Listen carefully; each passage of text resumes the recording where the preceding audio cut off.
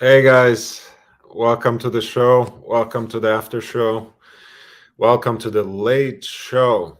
Um, Sorry for the delay. I'm trying to make sure that I take my toilet break before the show. As much as I would love to turn it to a part of the show itself, I don't think my ego is that big as of yet. Jay Gray, welcome to the channel. Watches, cars, philosophy. How about the here and now? Good idea. I have a lot I have a lot on my mind. They're mostly watch related, but we'll see how it goes. Super Pitchy reminds everyone to upvote. Thank you so much for your support. Mark Omega, I'm here right after the toilet break. Jay Gray, every stick has two ends. Gaz, lurking. Jay Gray says, vintage is nice, but I want a modern piece to beat the F out of. Why not? I think both are legitimate approaches. J617, if a tree falls in the woods, does it make a noise?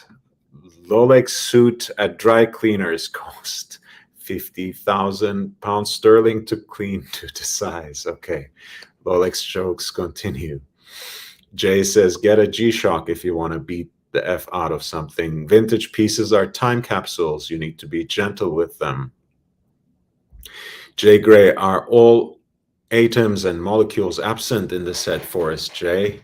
Everything comes with a noise. On some level, on every level, a sound is made. Everything is frequency. Sometimes Jay Gray loses me with all this depth. Jay, well said. That was deep. My feelings exactly. Andrew, what if there was more to life and we were dumb to see it until it was too late? All these Birkins, Rolex, etc., when we could be sailing into the sunset with a glass of wine to see the stars at night. Listen, I mean, at the end of the day, all those experiences have some sort of conduit, something that is some sort of commodity that you have to pay for, right? Even that whole idea of sailing into the sunset, drinking a nice glass of wine. Yeah, some wine is a little costly there. Jay Gray, I have a time capsule, J617 pre-68 Tudor, grandpa's. It is coveted and cared for. Beautiful watch. Man, pre-68, that's where it's at. Hence my desire for a new watch to beat the F out of. Diego says, Andrew, yeah, but imagine doing all that while wearing a Rolex. Yeah, like the old Rolex ads, right? If you were sailing into the sunset, drinking a nice glass of wine, you'd be wearing a Rolex, right? Guys, if you want to jump on to the panel, I'm gonna pin that link. But I am also going to keep posting. No worries. It's nice to see you. Andrew says, Diego, there's a lot to be done in so little time. I've got 4 holidays in the next 3 months. Athens, is it time to sell up? I wouldn't recommend it. I could have shaved. I should shave, and I'm getting a haircut too on Friday. So we'll see. We'll see what comes out of that. 49's fine. Welcome to the channel. Nice to see you. What's up, Watch fam? Diego says for Andrew's suggestion, if you need the dollars, if you need the money, for sure, you should sell. Andrew says, Diego, not for the money, but for the time. Well, again, it's owning a nice timepiece is also part of the experience. If it stops being fun, if you stop enjoying the experience, maybe it is time to move on. I don't think there is anything wrong with that. I'd be sad to lose a member of the community, but you have to do what's best for yourself. Al, My friend from Southern California. Hi, good evening to you as well. Gaz, sailing on my own boat at night with a glass of wine sounds wonderful. Exactly what I meant when I said that. Those are not um, inexpensive pleasures themselves. Taking time. Good evening, gents. Upvote and support, Lord. Thank you, guys. Thanks for being here. Thanks for your presence. Thanks for your support. If you are enjoying my content, please upvote and help me gain exposure. It is great help. Super Pitchy, what are your opinions of the Grand Seiko Snowflake?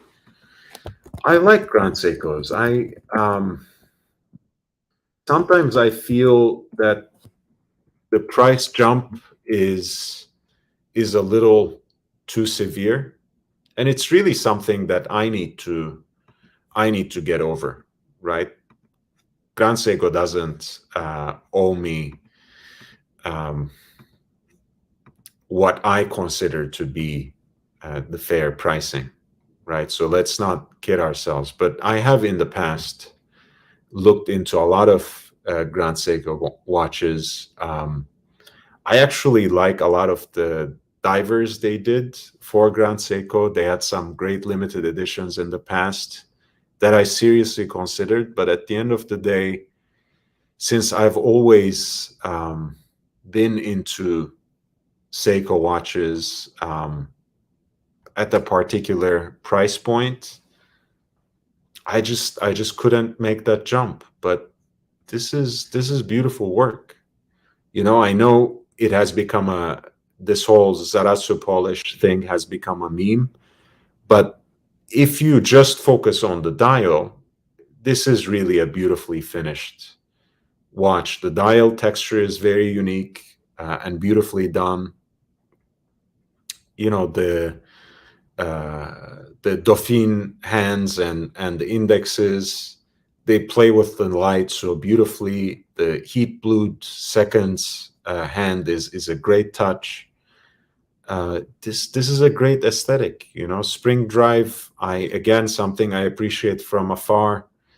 I'm still fine with a hand wound or automatic mechanical watch. I don't need any more tricks. I don't need anything on top of that. Um, I have not really been a fan of accuracy at any rate. Ozzy, you're back. Hello. Are Still you a feeling little stuffy, but no, I do have a little bit of Sudafed. well? Yeah, I was just saying. I'm not too obsessed with pinpoint accuracy when it comes to timepiece keeping with mechanical watches. But yes, spring drive is a great technology to be appreciated. There's a there's an HSNY, Horological Society of New York lecture that was done on spring drive that's uploaded on their YouTube channel. So if any of you guys are interested in the nitty gritty of this technology, I highly recommend watching that. I'll post the link presently, but hey, for me, that's not something I really need. What's your take on spring drive? I think it's really beautiful. That level of dedication to quote unquote a smooth motion. There aren't many things engineering wise that actually do have smooth motion. It's very difficult to do precisely. It's very easy to have something swing, but for it to swing consistently and precisely, it's one of the hardest things to do.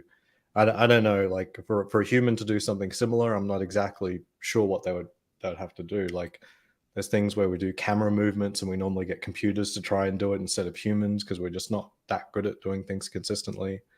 I guess it might be similar to in aviation, like hovering a helicopter. Just hovering it is just one of the hardest things to do because you need everything to even out and compensate for everything and be consistent. And that's the kind of thing that I think about with spring drive. It's just one of the hardest things to do in engineering. Yeah, it is a beautiful achievement, isn't it? So let me try to post that link Again, hey, we are here to provide information. We are here to share the knowledge. So if you actually find it more entertaining than Oz and LHV trying to entertain you and each other, I understand. Here's the link on the HSNY lecture on the spring drive. So if you're interested in it, it's very informative. It's just great. A lot, actually, their channel is one of the great resources on YouTube. I would highly recommend that you subscribe. Andrew says, Gaz, I went to see the stars over my ancestral lands last week.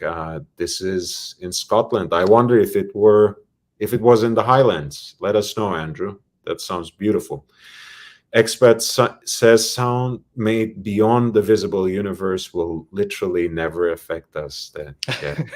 So I'm trolling here with some real physics. Like there is actually the universe is expanding at a rate faster. Like if you compare 2 points, the universe is expanding in different parts at a rate that's faster than the speed of light, which means that technically they will there are parts of the universe, most of the universe now, we will never come into contact with, even with just photons. Mr. Engineer, tell me if the Archieverse is expanding and how fast it is expanding. Oh, who gives it's in a continuous bullshit.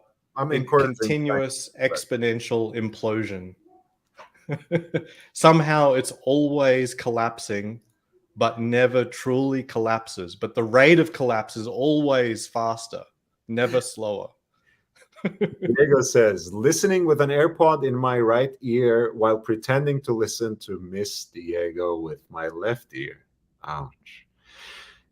Andrew says, thanks, Jay Gray. Jimmy upvoted. Yes, guys, please upvote and support. Pavel, thumbs up. Yes. Mathis, legend.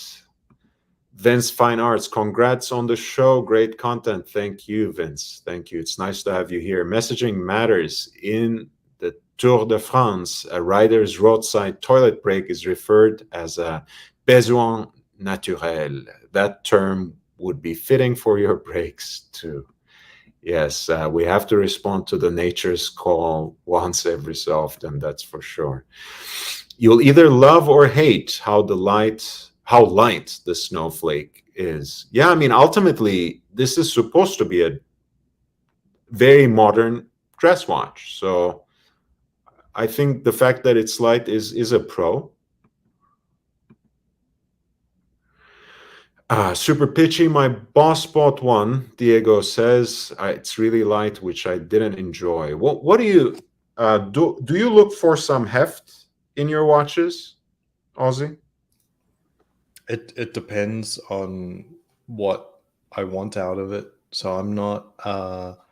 I think any decisions about size and weight just come down to what you want out of that watch. And I also object to those ideas as being, how do you say, merely perspective. Some watches are objectively meant to be certain sizes, certain weights, like, and even the same watch in different materials, they're meant to be that thing for that thing, like a gold Daytona versus a steel Daytona, a Sea Dweller versus an Explorer. They all have the elements to them that make sense. Although I was thinking of a combo that wouldn't make sense the other day. I think it was a titanium watch from Rolex, and everyone's like looking forward to like the Yachtmaster being in titanium.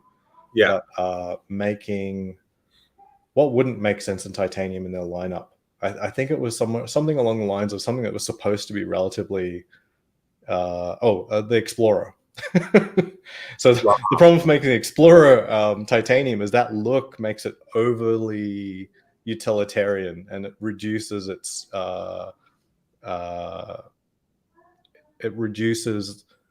versatility, and that's what the Explorer is. It's the ultimate versatile watch. You make it titanium, and then all of a sudden it's like it's just a sports watch. Right, and it's I mean, is it really a sports watch for 2022 or 2023? 36 millimeter in titanium. That sounds very much at all with. I mean, look, Rolex will do something stupid and out of line, and it will somehow catch on. That's another thing altogether. But that doesn't mean it's not stupid. Um, Mhm. but yeah, that's an interesting idea.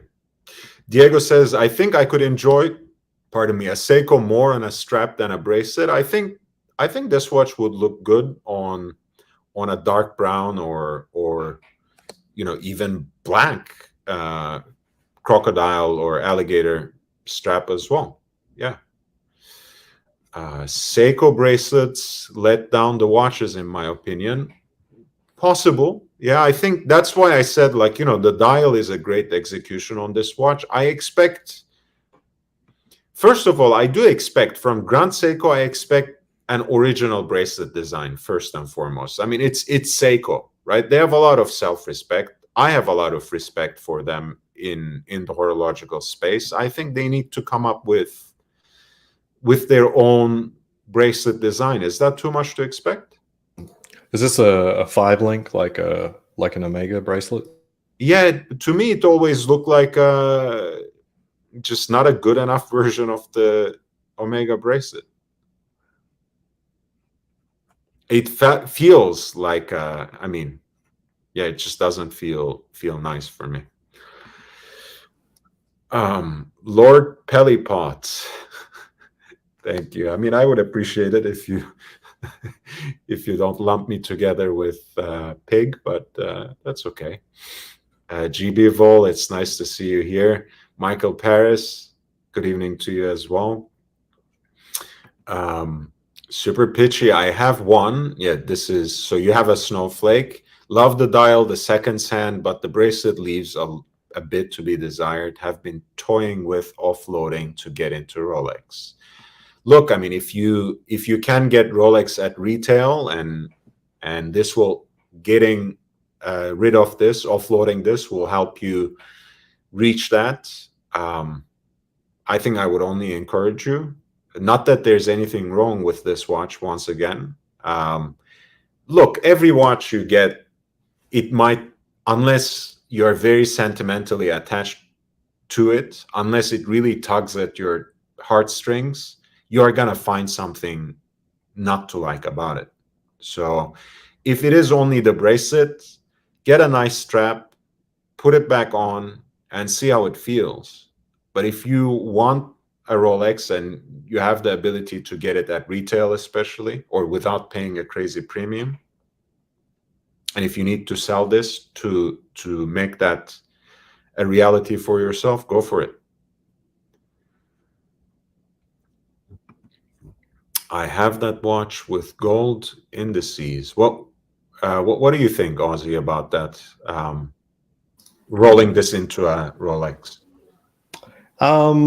Well, it had me thinking just in general, like people's paths to Rolex or these other brands. I remember a really interesting poll on Rolex forums about who owns a Tudor and did they have Rolex first.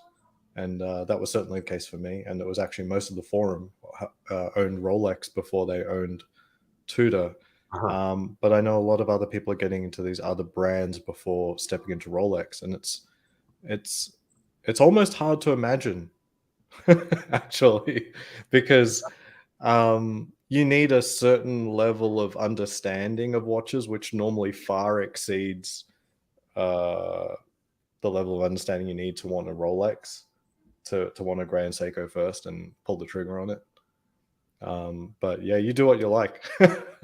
I don't know how whether or not you can sell these that easily. I mean, maybe you enjoy it better than its resale value, and that might be a better choice.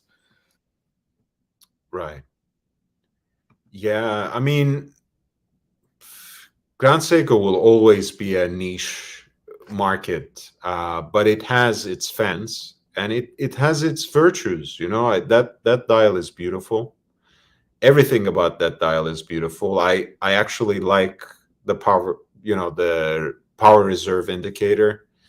I'd love to see this video in like 120 frames per second or something like that, because that thing is just smooth. That sweep, it's ridiculous. And Diego, thank you for sharing this video. He's the one who emailed me. Speedy, it's so nice to see you here.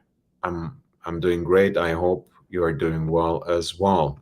Mathis, well said. Ozzy never thought of it like that. Cheers. This was Ozzy's explanation of spring drive. Jay Gray says, did you have a clear view of the stars, Andrew? I would have to drive several hours to get a good view of the night sky. Light pollution is worse than a shite watch. Now try aerial refueling in a helicopter. That's slightly more difficult. Welcome to the channel. Andrew, crystal clear view of the stars. Scotland, I'm going to meet you, Andrew. Big George, New York, it's a black hole. Yeah, he was just describing the Archieverse. Yeah, I could see my description might be fitting of a black hole. The reason it looks like someone's perpetually falling into the black hole is because they've accelerated to the speed of light, and then from the outside observer, it looks like it takes forever. So yeah, we're constantly falling and collapsing in the Archieverse, and from everyone else's perspective, it's just getting worse, but it will never stop. So, okay, let me try to get caught up with some of these chats. Andrew says, it's in the highlands, climb a mountain at night for a view over the lands of my ancestors. That's beautiful, man. Owned 700 years ago. I'm sure it was stolen from you. That's horrible. Time and stars, I think there's a lot of common interest between horology and astronomy. Absolutely. That's why perpetual calendar will always be a prestige complication. Again, even though you think you might not need all of those indicators on your dial, that's precisely what brings astronomy and horology together, right? We used to tell time, and we used to, in fact, divide our time, harness our time by looking at the stars. And perpetual calendar is basically a horological execution of that long tradition of mankind being oriented in time by stargazing. So I'm sure you know this connection already. George Varghese, good morning. He's in Bali, of course, still. Hope all is well back home in the US. It's nice to hear from you, man.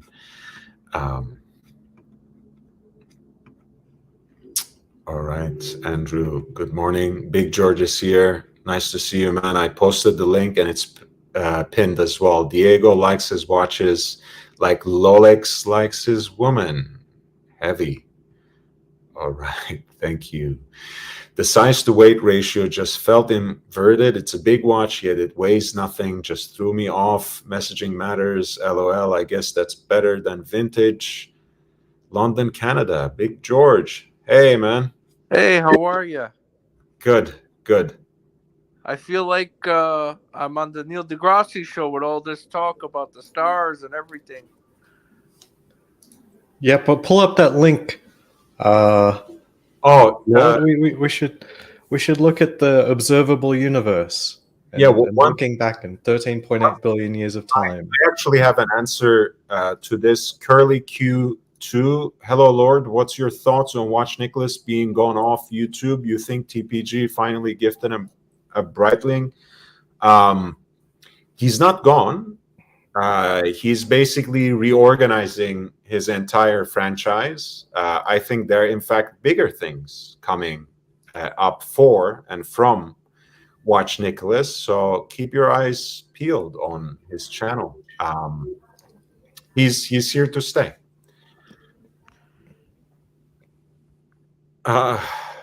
Okay. Wait, who is Rolf Harris? Who is Rolf Harris? I don't know. Okay, so let's see Is, if is that question for me? Rolf Harris is an Australian musician, basically.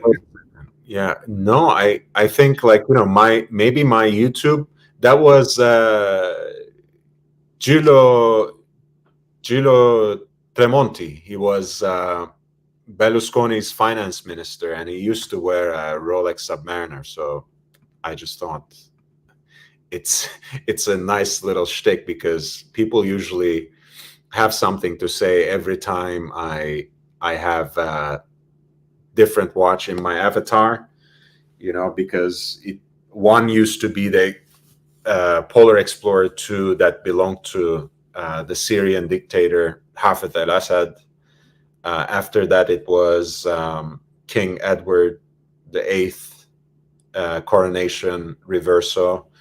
So I went with someone still controversial, but not too controversial this time. So let's see how people hate on this one. Can't wait what they come up with. Shockingly bad photo. Look at the space between the end link and the case. I think this is the original OCD basically shitting on Seiko's website, I think. George Varghese. I had a Grand Seiko autumn version of the Four Seasons collection. One of the happiest days of my life was selling it and not taking a loss. Man, you have high standards anyway, so I can see that. Yeah, he's got a good collection. He's got a lot of Langes, a lot of Pateks. He's got good stuff. Yeah. Yeah, reading the chats is great, as it creates somewhat of a podcast feel. Yes, but I also don't want to, now that I have my two guests here, I also don't want to be disrespectful to them. GB Vol says, I appreciate your perspective as well. There are no stolen lands. There's winners and losers, and those who don't fight at all. Where did this come from? This comment. Scotland. Listen, I mean, I respect your perspective. I have a general tendency to side with the underdogs, side with the downtrodden, side with the people you called losers, and that was just my perspective. But if you disagree, you have my respect. Curly Q2, great to hear. Lord, hope Nick is well. Please don't be offended, but for the life of me, I don't understand how you tolerate a C3. Very interesting how highly intelligent people end up swimming in a sewer. I think that's very harsh. I don't know how to even respond to that, Curly. That's pretty bad. I actually love the Pontiff. I have nothing bad to say about him. I'm proud to be associated and affiliated with him. No offense taken, but that's what we think. I just realized we're both sporting Daytona avatars. This is very cheesy of us. Yes, very. Let me see. The one you have in your avatar is the ceramic one you have, right? Yeah. Yeah. That's my wrist. Although not today. Today is Tudor Tuesday. Yes. Oh, that's the Beautiful. That's the Pelagos, right? Yeah. Pelagos. Oh, that's very nice. What strap you got that on? Original. That's the OEM rubber strap. The benefit of this over, say, the what's the other brand? It's not Rubber B. There's another one. What's the V? Crafted Blue. The Crafted Blue has a sort of an integrated rubber end link that goes all the way into the case. This one uses a titanium end link that's normally used on the bracelet. I find it gives it a classier look, having that little gap of, from the blue of the watch to the strap, having titanium there is a good touch, as opposed to going blue all the way through. It actually reminds me of how Rolex executes, like the Oyster Flex with the Daytona, for example, right? I like that end link, actually. Yeah. I was also looking at a company called Smarty Links, where if you wanted to put your straps on your gold Daytona, you could have these end links that allow you to integrate the same sort of look. I'm not sure if you're familiar with it. No, I'm not. You want to post a link in the private chat so we can pull Yeah, it I'll up? find one. So By the it's way, called Smarty Links. mm, He's pulling it up now. Yeah, that's right. How have you been, Lord? good, man. It's nice to see you. How you been? Good. Just been busy these past couple of days with work and everything, but things are starting to settle down, so that's good. I just watched my New York Mets. They've been doing pretty good lately, so that's really it. Quiet. Oh, that's great, man. I don't know much about baseball. The only thing I know about baseball is that I don't like the Yankees, so I'm glad you're a Mets fan. We can bond over that. That's cool. Yeah, I'm like you, Lord. I like the underdogs too. The Mets are an underdog team. Mm-hmm. The Yankees, they win too much. So before you bring up the Smarty links, I'll just show how the OEM strap on the Tudor, if I can get it to. Yeah, I Close see in, it's just come on. integrated. And there, it's got Yeah, that so it extra just piece. uses the same. So that's where the metal bracelet would fit in. So the rubber just fits in there. So it's just the same idea. So nothing too crazy, but it does mean that you couldn't just use any band to be able to get that sort of integrated look. I'm not exactly sure how the Smarty Links work. I think the Smarty Links are designed to allow you to use a regular strap and still have the sort of integrated look. I'm not even sure how that actually works in practice. And the photos that they provide on their site aren't super detailed. They have the worst website I've seen since 1995. You don't like 300 by 300 photos? What is this? This looks like eBay from like 1999, like you said. Well, it's probably as old as that because I think the look that they're going for, like these were made for a lot of these, long since discontinued watches, right? So especially long since discontinued watches, basically. They're going for a particular look. They had something in mind while designing this. You're saying, Ozzy? Yeah. To have the the strap with an end link. So I think it's cool. I'd have to see it in more detail, but yeah, I'm not a big fan of seeing straps where you have a big gap between the end of the strap and then the case. So it seems that neither am I. it's something you have to do on the Daytona. It seems. Yeah. And Rolex agree. I mean, the Oysterflex doesn't have that end link on the Yachtmaster, but it does on the Daytona. Yeah. Hey, Cam. Hey, what's going on? How are you doing, Oh, man? hey, Cam. I'm doing stressed out. Why is that? This is the last week of classes. Finals are coming up. That's why. Okay. Yeah. I understand. Just chill, relax. What are you studying again, Cam? Oh, sorry. Information systems. Mm-hmm. Yeah. So a lot of projects due this week. Group projects. Hate those. I'll take a little time off, chill, relax. Hey, and just like me, you'll be entering your career right as a new recession starts. Wait, there's a recession about to start? It's gonna come. Damn. I just wanted to share some information about you guys. I don't know if you guys are interested in the MoonSwatch, but a few friends of mine, they are getting stock in, and if you go early in the morning when they get shipments in, chances are pretty good that you'd be able to get one. But also Toyota Mo got one. He showed us. He got the Uranus, the baby blue one, and he walked in and they told him they're not in stock, but he talked to the manager and showed him that he's not a flipper, and he has a couple of Omega pieces, and they was able to give him one. It's the full Rolex experience. You gotta buy the watch that's expensive, that's easy to get. So you got to bring in a real Speedmaster, and then maybe they'll allow you to buy the plastic one. Yeah, it's marketing genius, Ozzy. They're definitely Omega's definitely lately has been going into the playbook of Rolex. I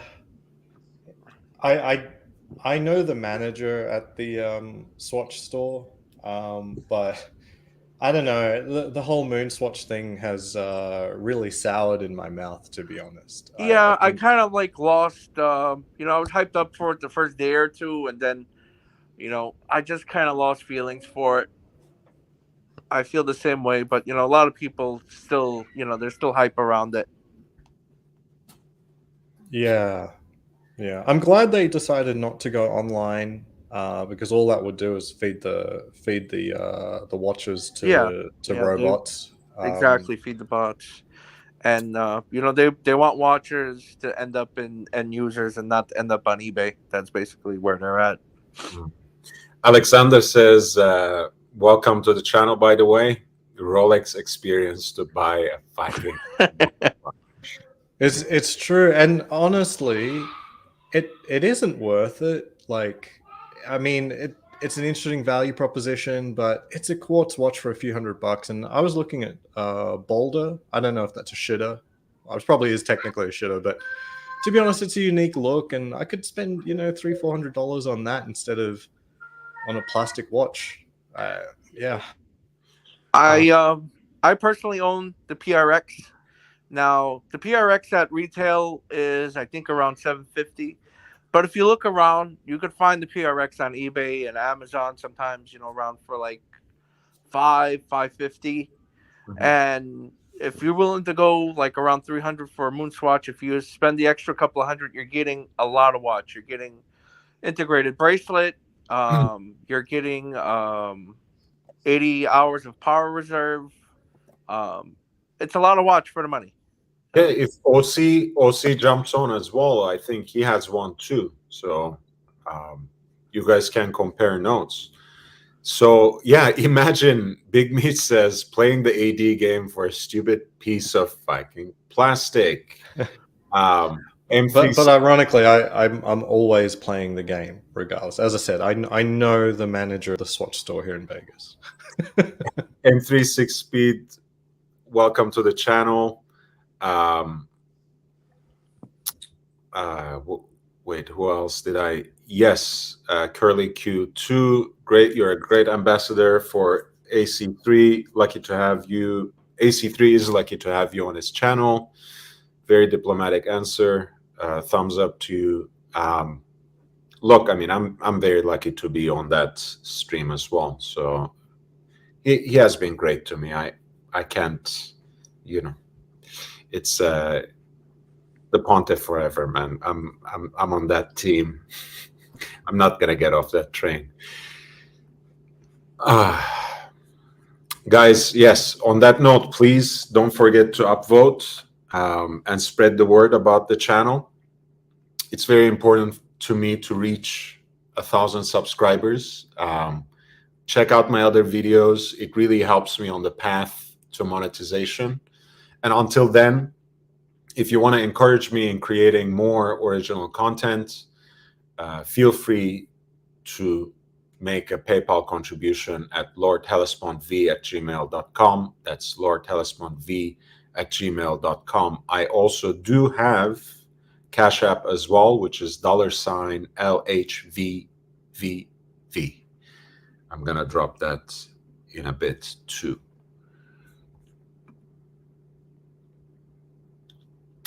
Yeah, please help me on my first. Please, the guy knows all the games, He knows. I wish I could do a Mike the Snake impression, but please imagine that in your head. Jackie.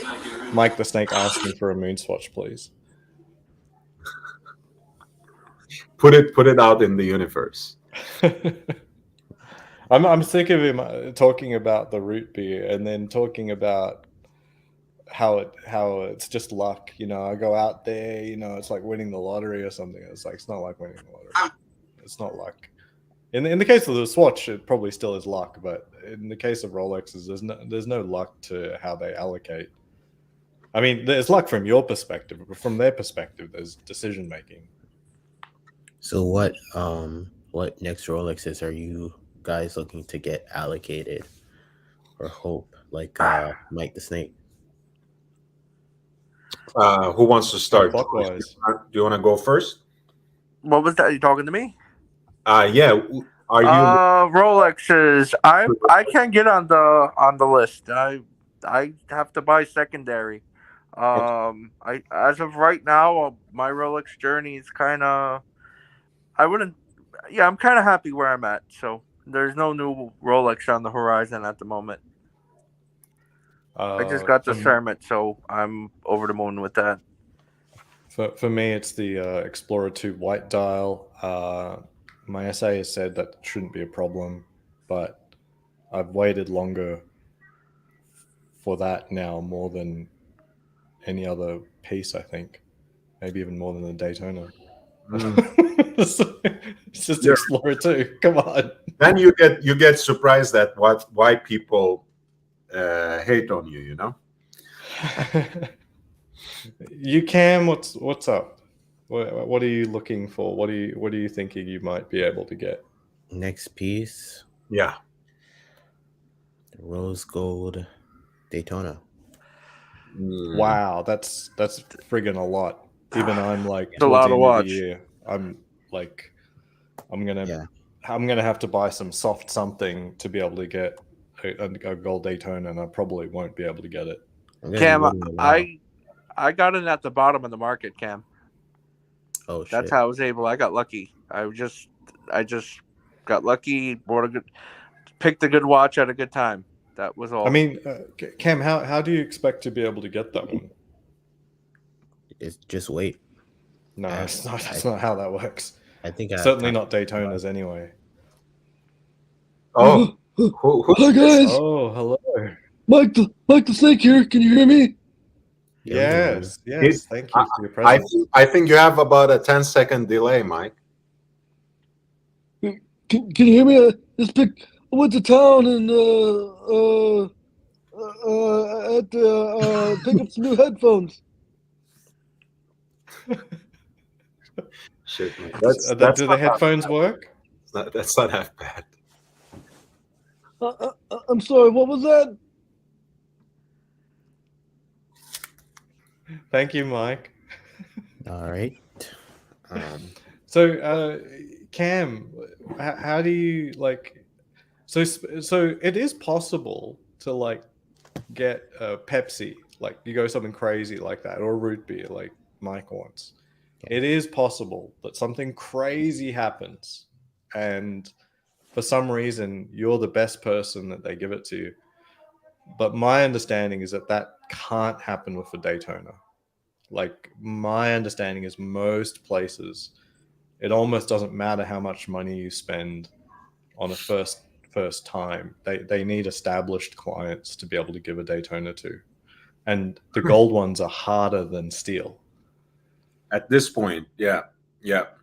Although that being said, by the way, I didn't get to share. There's only one watch that I'm really looking for in the contemporary lineup, and that's the ST43.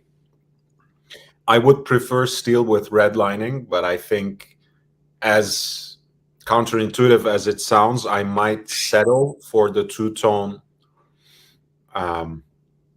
version of it. But last time I was in the AD, I know Ozzy approached this question a little suspiciously this allegation, I should say, suspiciously a little bit last time I proposed it, but I'm pretty sure a lot of the exhibition pieces they have are actually watches, fully functional watches that they can sell. And in fact, my AD was basically trying to sell to me this two-tone Daytona with diamonds on the dial. And And I'm not interested in anything like that. But it confirmed to me, because when I said I want to try this, she's like, "Are you sure that has diamonds on the dial?" Mhm. And I was in the back of my head, I was thinking, why would you care? Isn't it just an exhibition piece? So why are you telling me if you Mm. want to put the only Daytona you have in the case as an exhibition only piece? Why are you telling me not to put it on my wrist because it has diamonds on the dial? Why does an exhibition only piece have real diamonds on the dial?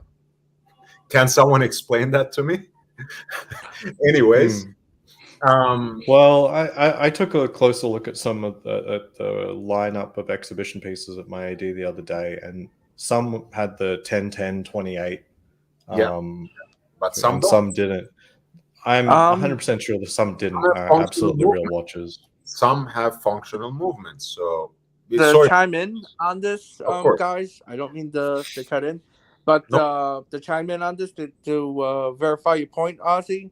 I was just out at AD in Lower New York City, right by the World Trade Center, William Bartman, and I tried on their expedition their pieces, their exhibition pieces, Mhm. and I tried on the Batgirl, and the time was off. It was like, I don't remember what it was set to. It was like 9:30, 9:45, something like that, and it was ticking. It was running perfect. So it was it was just a regular watch. It was just a display piece, but it wasn't. Didn't have a motor. I'm so sorry. It didn't. You could tell that it was. This is a watch that was going to be for sale. It wasn't just for display. That's what I'm trying to say. Yeah, I also, the Sea Dweller I tried on that occasion was ticking just fine as well. The movement The wasn't locked. It the wasn't. Yeah, the watches movement wasn't locked. the watches at my local AD, at my local family owned AD, the movement in every single watch works. But like the ones at Watches of Switzerland, they're completely useless. They have their movements do not work. So I don't know what's Yeah, I going could on agree here. with you on that, Cameron, because I went to Booker after that. They used to be Turno, and their watches were set at 1010. George Varghese says, believe it or not, my AD has promised me Rolex sub white gold diamond sapphire. That's the That's one with the sapphire bezel, right? the blue one, blue I would believe sapphire. you, George. You have an entire four-piece Lange connection, if I'm not mistaken. So I would, I'd if it I'd were an love eight, to talk to him about how such pieces work, because I mean, my AD swears up and down they don't even know what catalog pieces they're going to get. Never mind off catalog pieces. Yeah, I And think when for you're at me, Aussie, I've heard that Las Vegas is actually one of the easier places to get allocated pieces. Um, Places I'd like buy that. Florida is very tough. Los Angeles is very tough. But I'd I buy that. did hear that So Vegas. there's big ADs here, many, and most of all the strip ones are as big as they can get. Rolex still tells them you should sell to locals, meanwhile Vegas is hotels and casinos. So the average worker here is a service worker. So the average wage is not actually baller basically. So Yeah. I'd say there's a very good amount of allocation here compared to number of locals that can really enjoy it. Yeah, so which one was it? Wait, Angelic Slayer says bioceramic, saying not plastic. I would like to get one in my hands. I agree. Look, I would love to try a MoonSwatch. I went all the way upstate to San Francisco to line up for one, and there wasn't one for sale actually, because they were all promised to people who came the night before. Apparently, I didn't realize that they were playing these games specifically. probably feels different to plastic. It's cool. It's caused such a fuss with people lining the streets. I know, I was one of them. Miserable failure. Look, they don't have a boutique in Los Angeles, so I would like to get my hands on one as well. But I will have to be very patient or make a trip to Vegas, perhaps. Which one was you looking for in particular? At this point, honestly, I mean, to prioritize, I think I'd probably like the Alaska project looking one. Yeah, that's the one I liked it too. I liked the Alaska and the Jupiter. Yeah. Yeah, Angelic, no problem, man. It was actually an enjoyable experience at the end, but at looking back, I should say, but at the end of that experience, yes, I was a little bitter because, if you tell me that you are gonna put up a watch on sale and it's gonna be exclusive to this or that boutique, to the point that we will line up, you can't end up selling that watch in advance the day before, right? That just doesn't make sense, and it's the worst kind of mind game they played. It doesn't kill my enthusiasm about moon watches first and foremost, but not even in the moon swatches. Messaging says, I used to live in the valley, and if I recall correctly, there's a swatch store. There might be, but it's not one of the boutiques that they I think they closed it. There used to be multiple swatch boutiques. I think that none of them survived COVID, but even if they did, it was not one of the stores indicated by the marketing campaign, which I should know better anyways.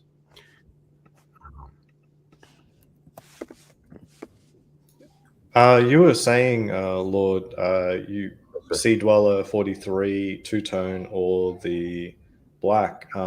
My essay says the two-tone is an acceptable piece for a first-time buyer, and so my friend got one of those. Yeah, the imaginary waiting list that my AD has, I'm number 2 on the two-tone, whereas I'm number 6 on the red writing, I should say. So who knows? Maybe I'd stick to the guns of what you want, man. I overall, I really like the two-tone 43. It's basically the most boss two-tone possible. So it's a very special piece, in my opinion, in the Rolex catalog, being that, to me, it's the very best two-tone. Like, screw the root beer, screw the bluesy. It really is that one. Just because it's just so in your face. It's not subtle without actually going to full gold. But you're going to get Submariners along the way, getting a huge ass 43 and two-tone. It's hard for that to be redundant in a collection. And that's what I look at watches now more, is how they fit in a collection rather than are they really good one and dones. Yeah. Well, what I like about that particular piece of design is the proportions of it. So whether it's all steel, whether it's executed in all steel or two-tone, that should hardly matter. I am obsessed with the red writing, so I think that's why I would like to stick to my guns. But then again, they did make that two-tone Sea Dweller a little more attractive by making it, again, in the Rolex way, just a little bit different from the two-tone Submariner, which is to say that they have gold writing for the Sea Dweller in that one. And the dial is not a lacquer dial, it's more of a matte dial. Someone told me off for saying it's not matte, but I don't know what else to call it. Yeah, it is a different dial on the steel one too, for sure. And I think on the steel one, in fact, now that there are maybe 3 marks already that people started identifying, the one that came out on the anniversary year 2017, 50th anniversary, was different than the ones that were produced later and the ones that are getting shipped again. So Yeah, up My close, opinion it's about really nice. my opinion about the red line sea dweller.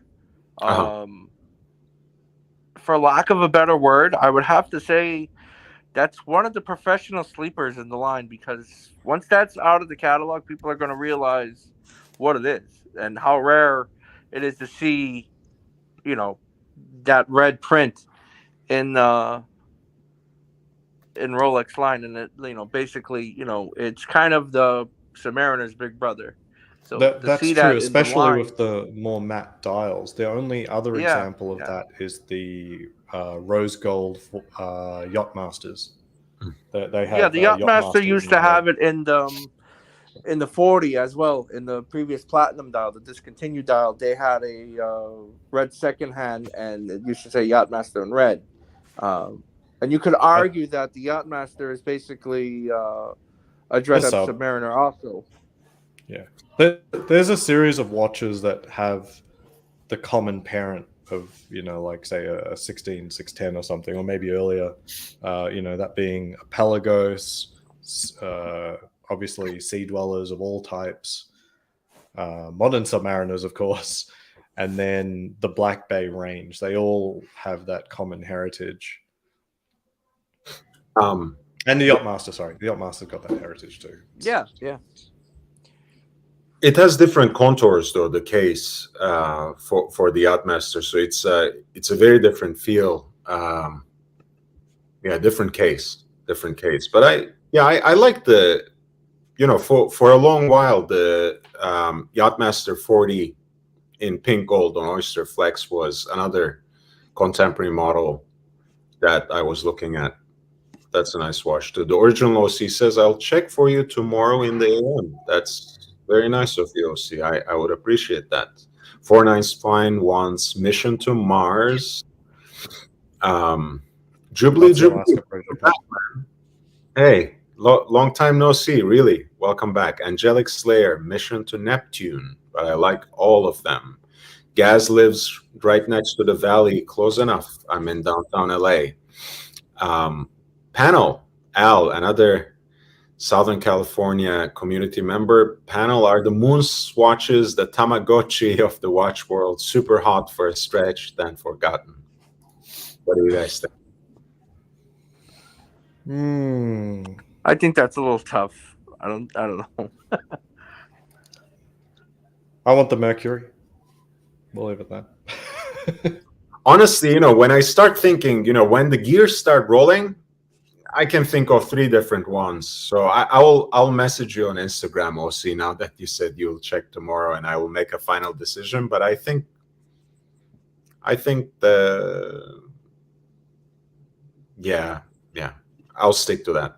I'll stick to my first one for now. Evan is back. I know you were looking into a Reverso yourself, Evan. Welcome back. Jubilee says, can a Reverso be one and done? It depends on the Reverso you get. I think if you get, and it depends on what your lifestyle is, honestly. If you think you will need a reliable, robust sports watch at all, no, not really. I mean, it can be a nice retirement watch, but I don't know. Retired people usually end up getting 1 or 2 dogs. I don't even know if I would want to roll on the ground with my dogs with a Reverso. I would do it with a sub. So I don't know if it can be one and done. It's too dressy for a one and done. So one of the comments, Yeah. Joe Money saying Vegas has a massive amount of money. What the fuck am I talking about? I'm just looking at stats. I mean, you look at average income here, and it's completely eclipsed by like Seattle, where I moved from. Like, I think average income in Seattle is somewhere in the order of like $500,000. Here, the richest suburb has an average income of about $350,000. So just the average of the entire city of Seattle eclipses the elite of Las Vegas. What's that, like Henderson? That's like more richer area. Depends how you measure, but yeah, typically it's Summerlin.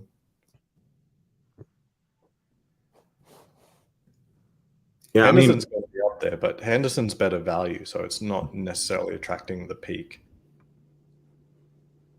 yeah. But one last thing on the Reverso. Again, I think it's actually a very versatile watch. It's much more, you can wear it on more than just very formal, dressy occasions.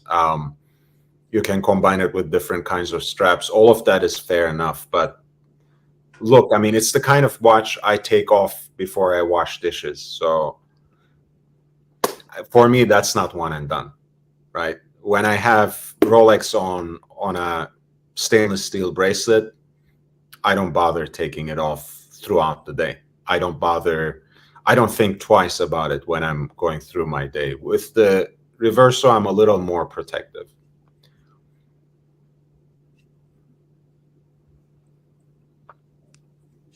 Yeah, I would have to agree with you on that. I think it's more of a casual watch, not for, like you said, doing the dishes, doing like garden work, stuff like that. It's kind of tough to wear a Reverso. That's more in the line of probably a good suggestion is have one like a Datejust, the older Datejust, and a Reverso. Yeah. That would be a good 2-piece. Combo meal deal. Yeah. If you really love the Reverso and you want it.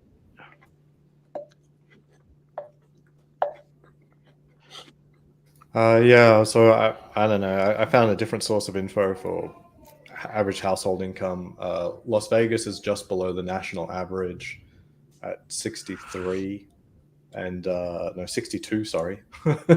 And Seattle is at like 97,000. But I've seen much wildly different numbers. But in general, those proportions are about right, like about 50% more average income in Seattle and Las Vegas. It's like most of the workers here are service workers. I'm not passing shade, but there is a certain level that gets you. Bar staff can only earn so much on tips, right? So that's just the way that it is. And you may say, well, it's pointless looking at the average.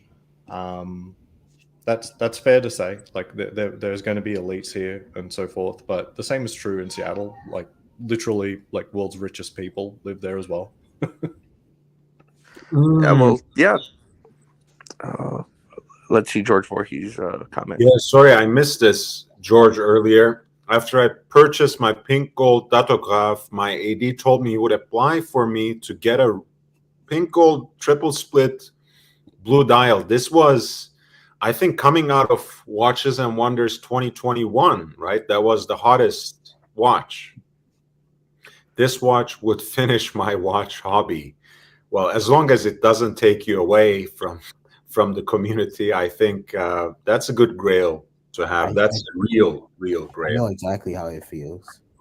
Because as soon as I get like I do not want another stainless steel watch. Like I'm done with stainless steel. I want a precious metal Rolex and that's it. I'm done. That's gonna be the best feeling. Just getting like a precious metal Daytona, Oyster Flex, rose gold, or even that Yachtmaster I mentioned before on Oyster Flex. That's it. I'm out.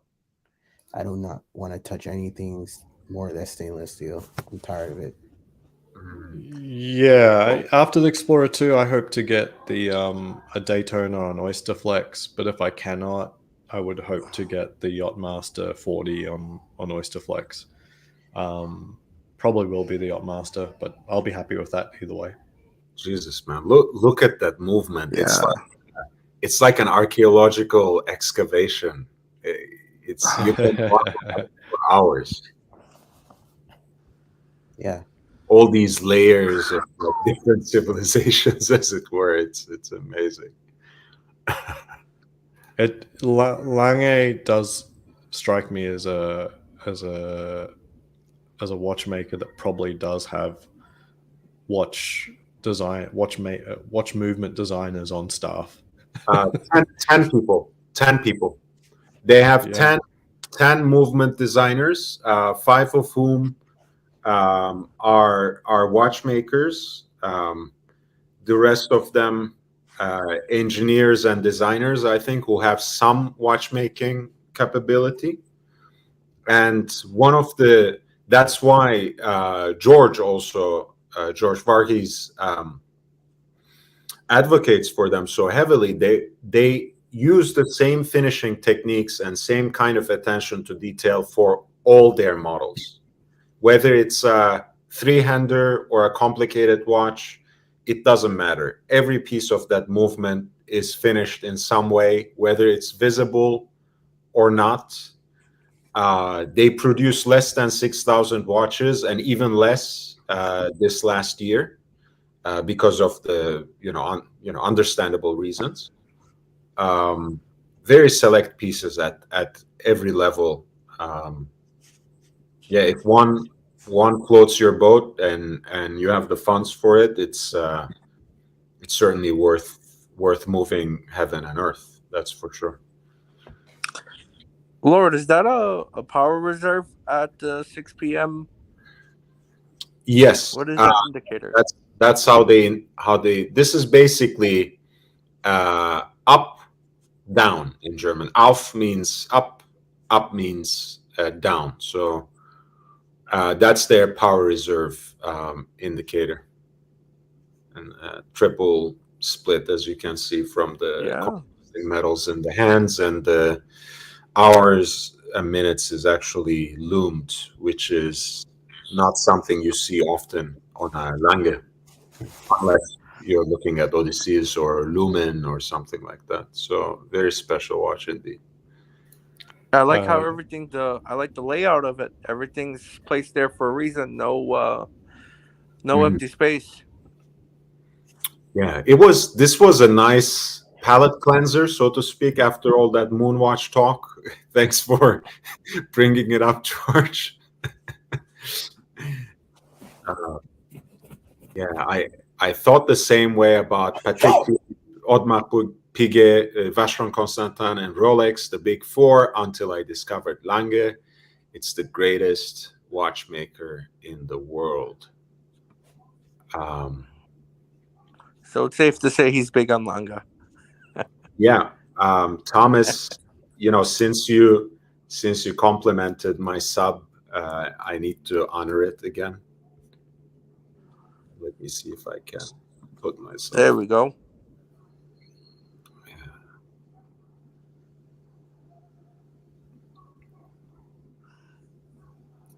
Yeah, it's. I like the strap you put on there, Lord.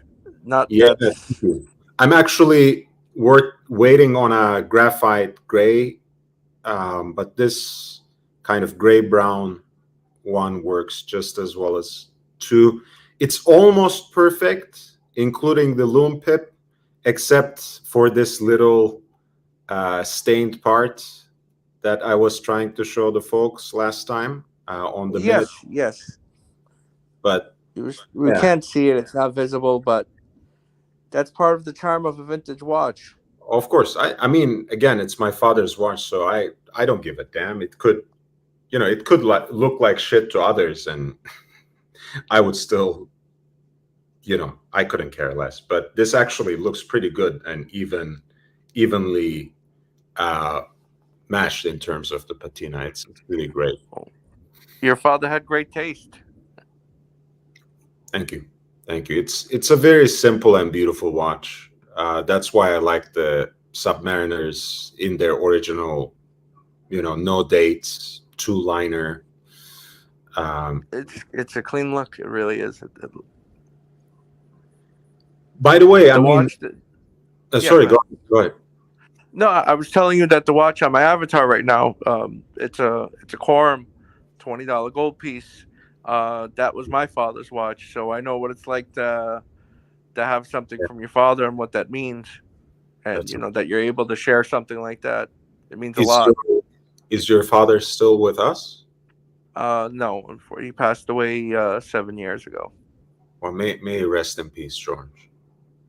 I'm glad you can carry a memory of him in this way. Yeah, so it's definitely nice sharing that. So when you look at it, you get memories of your dad. Yeah. Yeah, this is the movement, guys. I don't know. I'm intrigued by both the face and the movement of this watch. German engineering at its best, as George says. My only critique: I see a lot of screws. Well, that's the point. Those are heat blued screws, kiln fired. They're trying to show them. That's why, Royal Oak is that kind of design too, right? They want to show, even in that case, of course, it's on the bezel, right? So it's basically on the outward facing part of the watch. So when these people show you screws, they want you to see it because they can hide them, obviously. There's Just even screws like on the from case my back. just from my perspective Yeah, of go ahead. using guns, screws on guns are just like a really, really bad idea. Just anything that has a thread will work itself loose eventually. I'm just wondering how much Loctite has all those hundred of little screws in there have or not, and when are they going to work their way loose? Well, I'm sure this kind of piece, they charge a nice premium on servicing it for sure. I don't doubt that. But then again, I think a lot of these pieces have very long warranty period in the Richemont group. So I think it should be fine. Mr. Chen, welcome to the channel. Is there any other type of fastening mechanisms that exist in movements? Because I really admire like the work that goes into firearms where they get all these moving parts together and they all fit in the right place without the use of any screws, like literally hundreds of parts working together and then zero screws. It's sort of, I don't know, I hold that as the ultimate now. And the AK is the ultimate because the AR-15 does the zero screw thing by detents and springs and notches on everything. While the AK, it just all fits together. Every piece has multiple functions. The only thing that I think of two watches come to mind. The Richard Mille uses a different system. They use screws, but it's not conventional screws. They use their heads are like different. You have to have a special tool to use it. And we go back to Swatch. I think of the System 51. Their movement only has one screw in the entire movement. That's the only thing I could think of in mechanical watches.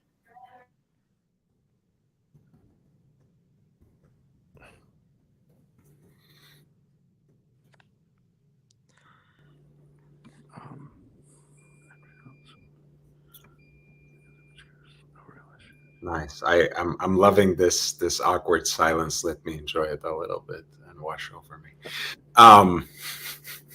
But I'm dying to bring up this topic. I want you guys to maybe offer a different perspective. Perhaps you will agree with me. Who knows? Okay, just let me read this before. George says the warranty is 5 years for Lange. If something happens after the warranty expires, it's a fault of the manufacturer. Lange will cover it. All right. So basically, most of you guys would know that LVMH, the Louis Vuitton Moet Hennessy group, has a $40 million stake in Hodinkee now. Right. And I know people have been already complaining about their editorializing even before this acquisition happened, but they just had, I think they posted it today. They posted recently a video for the new Tag Heuer Aqua Racer. No offense, right? I don't have any problems with the particular watch. I don't have a particular case against Tag Heuer either. But that video just really rubbed me off the wrong way. They divided it basically to 3 different chapters. Say about like a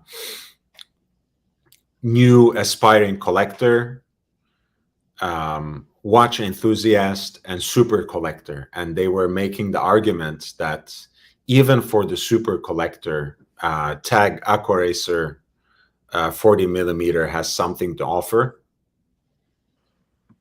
And I don't know. It made me feel so icky because it's like Tag is an LVMH brand with an Arnaud sitting at the helm as CEO, and they had this absurd push for what is at the end of the day an entry-level Swiss watch, which is fine, but like they're a gateway. They're a gateway into the bigger watches. Usually, when there are a lot out there, for some people, they buy a Tag Heuer and that's it. They're done with watches. That's their one and done. Yeah, sure. I know many people who said, I'm going to buy myself a luxury watch, and it was going to be like a Carrera or something like that. Yeah, it was this guy. This is his new, aspiring collector outfit. He was changing outfits as well. I've got a funny story about a Tag, actually. I was in London, another drunk night out, like every night, and I was crossing the street, and I saw something in the gutter, and I pointed it out, and my friend, my flatmate at the time, picked it up, and it was the head of an Aquaracer. Okay. It was literally an Aquaracer. He wound it up, it worked. I was like, wow. And it still worked. I asked him the other day, do you still have that Aquaracer? He had to get it demagnetized at one point. But yeah, he's still got it. He still has it. And it's got the scuff marks from having spent some time on the asphalt. But yeah, it's still going. Cool story. Enjoy your lunch. We all love you on the panel. Would love to have you on one day as well if you would be interested. Please do get in touch.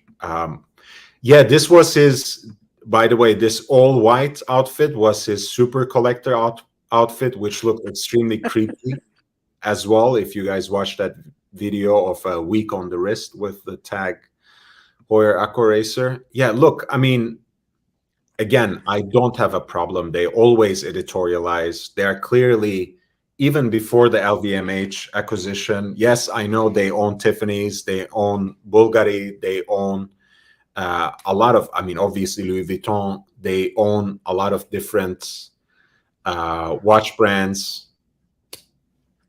But shouldn't they have some PSA somewhere on this article or on material like this, say, that informs the customer, we actually have financial stake in this? Am I foolish to expect that from them? Like, I think the issue is this this is a review, right? I don't know. If it's not a review, then yeah, I guess a week on the wrist. This is as reviewy as it gets for Hodinkee. And it's it also pits it against competition at the end, right? So it compares it with Tudor Black Bay 58. It compares it with Seiko Prospex SPB 143. And an Oris Aquastate. And a Zodiac Super Wolf, apparently. Or Super Sea Wolf, I should say. Yeah, that's a little nasty, I agree. Like, yeah, it seems like very close to very, very close to breaking some laws. Like, it's not just unethical, but it's codified in law. Yeah, I mean, again, there's no indication. It's not 40%, Al.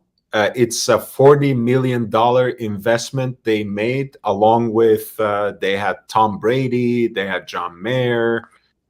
they had some other stakeholders as well. I don't know how much of Hodinkee it got for them, but they have a stake in it now. And whether it's controlling or not, I think when they're writing about an LVMH watch or product, they owe it to their readers to have at least a one-line small print reminder. We have financial stake in this. The only thing they say is the Hodinkee shop is, oh, okay. They do. All right, I take it back. They say Tag Heuer is part of the LVMH group, although LVMH Luxury Ventures is a minority investor in Hodinkee. We maintain complete editorial independence. Okay. This is weird positioning. It looks like an ad. Yeah, I mean, look, Looks like something my ad blocker would block already. I just want to be fair because that's all I asked for in the beginning. At least some transparency, some small print. They have a small print. So probably legally, they're off the hook. Ethically, I don't know. But legally, they're off the hook for sure. Sounds like some wink stuff. Yeah. Oh, yeah. Angelic, you're right. Ayrton Senna, who was one of my heroes, my only reason at the beginning for watching Formula One, he did. And of course, when it comes to Heuer, a lot of legends wore it, including, of course, the Steve McQueen Monaco, so you all know this. Tag was also big in golf too. They had Tiger Woods for a while when Tiger Woods was white hot. That's right. He was doing no wrong. A lot of other people. After he left Tudor, he went to Tag. And they had, this is not Tag, but Schumacher had his own Speedmasters, as you probably remember. Yeah, the crazy When colors. did he go to Omega? I recently watched the Schumacher documentary, and it was almost universally tagged throughout his career. I don't know the date, actually. Someone in the chat, people know a great deal in the chat usually, and random information too. Yeah, you guys, if you know when Schumacher switched to Omega or whether it was just a short collaboration, please let us know. But I have seen many of those popping up over time on eBay. I might even have some on my watch list randomly. So let me pull up an example. Was it Messaging Maz says LVMH potential influence over Hodinkee is similar to what some folks fear about Elon Musk taking over Twitter. I don't really think that people fear that we're going to be sold Teslas and SpaceX rockets now that he's the owner of Twitter. Maybe flamethrowers? Yeah, some boring tunnels. Oh no, we're going to get some reviews of this tunnel. It's a good tunnel. Yeah, look, I mean, undisclosed influence. Actually, we are, of course, we are joking, but at some level, it's an important concern, right? All these platforms we have online, be it Facebook, YouTube, Instagram, Twitter, they have become such an important piece of our lives and our public exchange of information. The fact that they are still privately owned it's a concern because it opens it, at least theoretically, to manipulation. What would be the alternative? Owned by the government? That's why I'm prancing around the topic, right? I wouldn't want government control and ownership either. Maybe be owned by like a nonprofit. Non-profits Rolex is owned by a nonprofit. Aren't always what they're cracked up to be. I mean, Wikipedia is for example, a nonprofit, and WikiLeaks, nonprofits, they run off, the public. That's where they get their funding from. The motivations for a nonprofit are not always good. Just because your profit isn't the motive doesn't mean your motive is good, because profit itself isn't bad. Profit at least is a governing factor that will guide the board and the staff to do certain things that are predictable. So as an example, the board was compelled to accept Elon's offer because it was a good offer, and they couldn't bring in their own personal prejudices into the matter.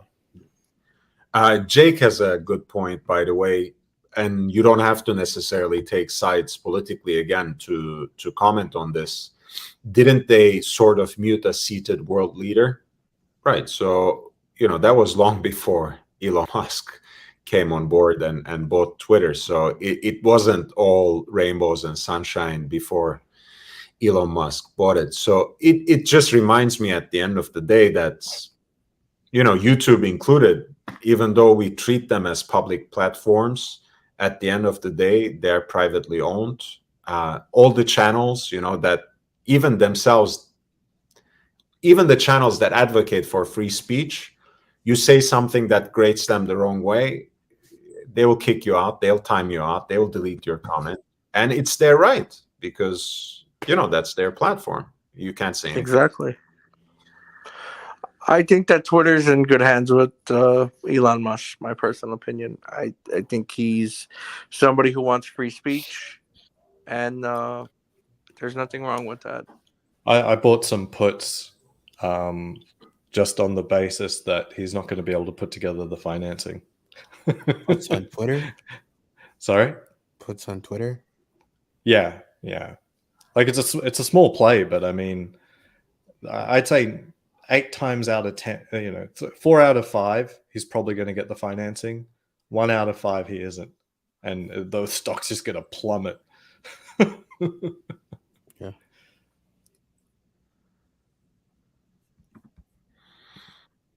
Yeah, Messaging Matters says fears about Musk takeover of Twitter isn't that Twitter would hawk more Teslas. It's more like criticism of Musk and people thinks he favors would be squelched. I don't know. 420 blaze it. Is that what we're worried about? We're going to get more marijuana, more Teslas, more... I don't know. Like, what's the things he favors and stuff? Like, wasn't Twitter already the Wild Wild West in terms of all the social media platforms other than Reddit? In a way, I mean, it's not. I wouldn't call it Wild Wild West, because there was 4chan, there's Reddit, there are a lot of other stuff going around. There's YouTube. Facebook. I mean, Facebook's probably the #1 platform for streaming people killing each other. You have people going live and doing terrible things. There's been murders live on Facebook. It's terrible, and they've been published to the public. It's terrible. So yeah, that didn't stop Facebook, and a lot of catfishing, a lot of it's the internet. Yeah, so yeah, I'd have to agree with you. Facebook is a pretty wild place. Yeah. Should social media platforms restrict certain things? Do they have to, or should they, or should that be? Yeah, you're right, Cam. I think potentially Elon's bid here is one. I'm not exactly sure if he actually meant it, but be careful for what you wish for. But it is easy to say that you want a platform that is free and open. And it is a different thing to own that platform and continue saying that. And I totally understand that. I don't want to make this political, but as an example, most world leaders around the world have exercised powers that are far beyond what their respective constitutions would normally allow. And they've done it because they think they're in a position of responsibility, and that responsibility commands them to do X or Y. If we simply removed the responsibility, then there would be no desire to exercise, these violations of human rights. So, I think this is unavoidable. As long as Elon owns a platform, or there is a single owner, there will have to be things that aren't laissez-faire ultimately. because they have a responsibility, because they own it, and they're going to have to choose what they censor and not. If they made it sort of an open platform where they literally absolve themselves of control, sort of like Signal or WhatsApp or Bitcoin, then they're in a position to say, it's like, we literally cannot control what our users do. Well, I mean, look, one of the things I actually enjoy about this day and age is the kind of mistrust people have in politicians that sometimes borders on cynicism, which I kind of don't like, because I want people to be still politicized and hold politicians accountable rather than give up on the idea of publicly fighting for our rights and articulating our rights and seizing them ourselves. And in the same way, I expect these sorts of public figures who are in some shape or form thought leaders, whether they want it or not. And actually, in Elon Musk's case, he craves that. He likes to be taken, he aspires to be taken seriously as a kind of neo-intellectual. So he should be, people should hold his feet to fire. People should hold him accountable. People should watch him carefully after he goes through with this acquisition. And I think that's only fair, because why should we now step into another age where we should just put our complete trust to people like Elon Musk, when we have finally realized that people have abused this kind of trust we have given to them for our safety and security and prosperity? We have trusted the governments in the same way. Now we are going to trust multinational corporations and people like Elon Musk without condition? Of course we shouldn't.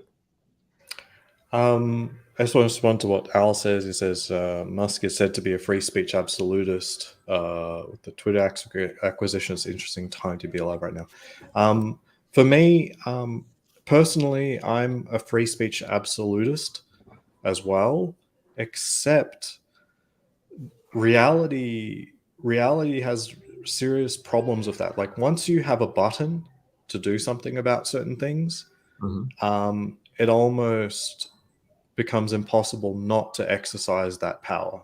If the power is available, it almost becomes impossible not to exercise it.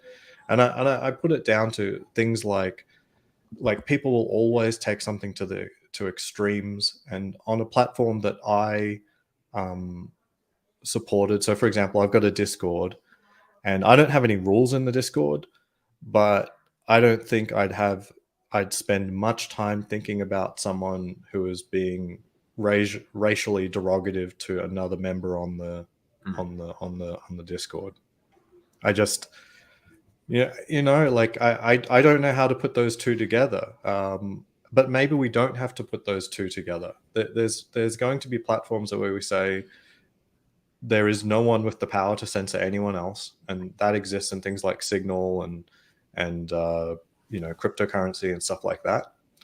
And then there are other platforms that are moderated, even as much as laissez-faire and as free speech absolutist as the moderator wants to be.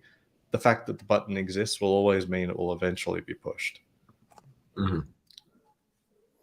Yeah, on that note, by the way, if you want to put that link in the chat for your Discord, which is a watch-oriented Discord that Ozzy runs, feel free to do that, please, Ozzy. Yeah, let me just grab that. So just as a heads up, Discord, it's just a way for people to chat with each other outside of a live stream. And it's not attached to my content. I just want it as a Discord where people can chat to each other, share photos, and it's just for that purpose only. I'll never ask for money from it. It's not specifically about me or anything like that. I want other creators there. I want it to be a place where people can advertise. If things get out of hand, we'll look at exactly like what level of self-promotion and where that should be confined. But for now, it's the Wild West. If you've got watch stuff to talk about, you can talk about it in there. So let me just grab the link. Speaking of asking for money, guys, if you have been enjoying the content and you want to encourage me to put out more, I'm all in at this point. I've just subscribed annually to StreamYard. So if you want to contribute, feel free to send a PayPal donation to lordhellespontv@gmail.com. I also have a Cash App, which is $LHVVV. As you can see, I'm not as principled and Aussie as Aussie. I e-beg shamelessly because God forbid, people are remunerated in any way for the time, effort, and work they put into these streams. Oh, Elon Musk has the same watch basically as Cam. Is that what you're implying? I'm a young Elon Musk. Elon Musk part 2. And so I do have a channel on my Discord, which is just for watch spotting. So if you spot someone cool with a cool watch, you throw a photo up, you put it there. Yeah. Cam, your hairline is also just as bad as that young Elon Musk too. Yeah. When I get my billions, I guess I can go ahead and fix it. The last thing I'll say on Discord is you can join effectively anonymously. Discord does require an email address for you to sign up, but I nor anyone else associated with the channel will ever see your email address. So you take that for what you will. If you see someone else on there that has the same name as someone that you think is important, you should be skeptical because, anyone can choose the name. There's no verification there. Messaging matters. I'm somewhat familiar with the magazine world, such as Time, Life. They had a strict separation of editorial and business. I think what Lord brought up here is the possibility of that being broken down. Yeah. Again, I'm sorry for not having paid attention to the small print because they did have the small print, but my larger concern remains. They have a $40 million stake in Hodinkee. Of course, they will say that they have total editorial independence, but the way they got so enthusiastic about a simple tag accoracer and actually contemplated as a question. I'm not trying to say that John Goldberger would want a watch like this, but maybe if he saw you wearing it, he wouldn't sneeze at you or something. I'm like, come on, like yeah. Goldberger It does watches that he bought for much less than that tag, but it's not that tag. This does tie the conversation up relatively well, and that is even with quote unquote strict separations between editorial and sort of the business, which happens in news organizations. If you saw the movie The Insider, director Michael Mann, two of the best performances from the best actors, Al Pacino and New Zealander. Russell but Crowe. Basically, yes, Russell Crowe. If the button exists, it will be used. So in the case of CBS, the problem they had was that they were being threatened with lawsuits because of what they were about to publish about the cigarette industry. Mm-hmm. And it scared the parent company so much, they stepped in. And there was supposed to be this line in the sand. CBS News and 60 Minutes could do their own thing. But guess what? The threat of a lawsuit was just so much that at the end of the day, the entire parent corporation could have been owned by a cigarette company. And that was their fear. And because they had the ability to step in the same room, they did, and they squelched it. It's the old church and the state argument. Angelic Slayer says, and Messaging Matters agrees, that's exactly the term they used at Time Life. And Al says, Michael Mann is truly the man, pun intended. Does everyone know Michael Mann's films? We can go around, do our favorites.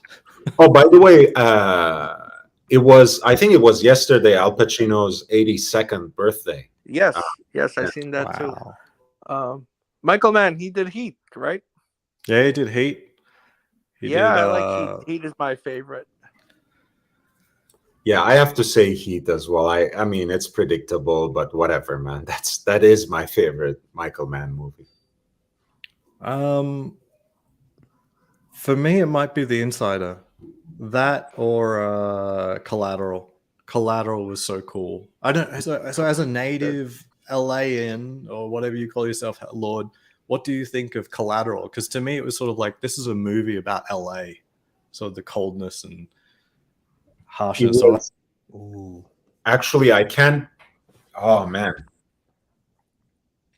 Yeah, now that you say it, man, the ending of that movie was pretty heavy too. Wait, which movie? Collateral. Oh, Have you watched this? Tom Cruise? no. Yeah, Tom What year Cruise did it with come gray out? hair. Jamie Foxx. Yeah, Tom Cruise, Good Jamie movie. Foxx, basically the two main actors in that movie. Jamie Foxx is basically a cab driver who has this aspiration of building his own limousine business, and Tom Cruise basically steps into his car at the end of the day, and things transpire. Let's not Go watch it, Cam. It's a good movie. It's a really good movie. If you have watched Heat and if you're a fan of Michael Mann, big plus. But even if you have never watched anything by Michael Mann, Collateral is a great movie, and I think it is a damning statement on not only Los Angeles. I think it's like on American society in general, especially in metropolitan centers. It's kind of I don't know if anyone is a fan of Lars von Trier, the Danish director.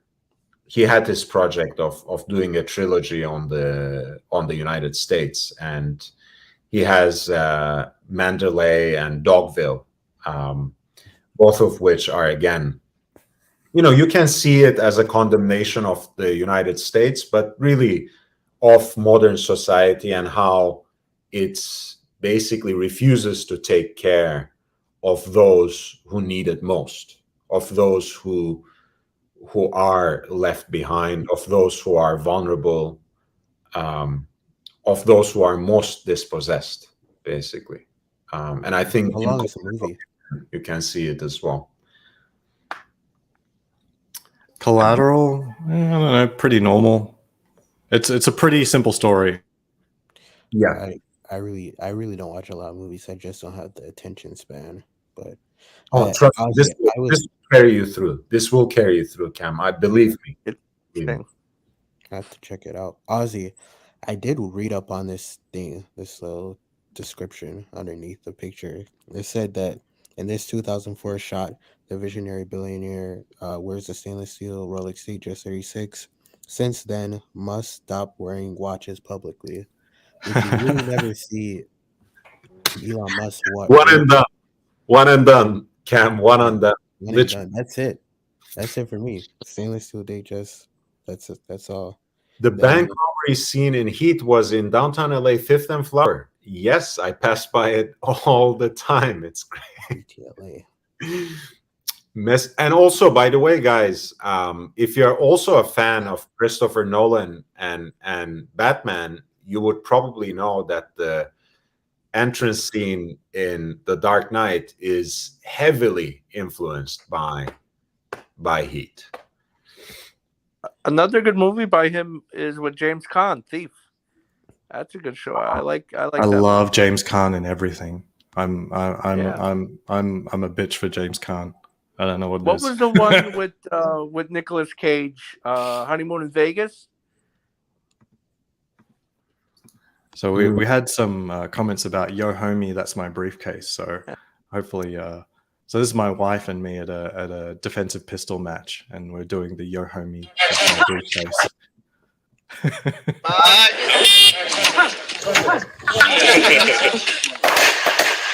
Oh my god. Okay.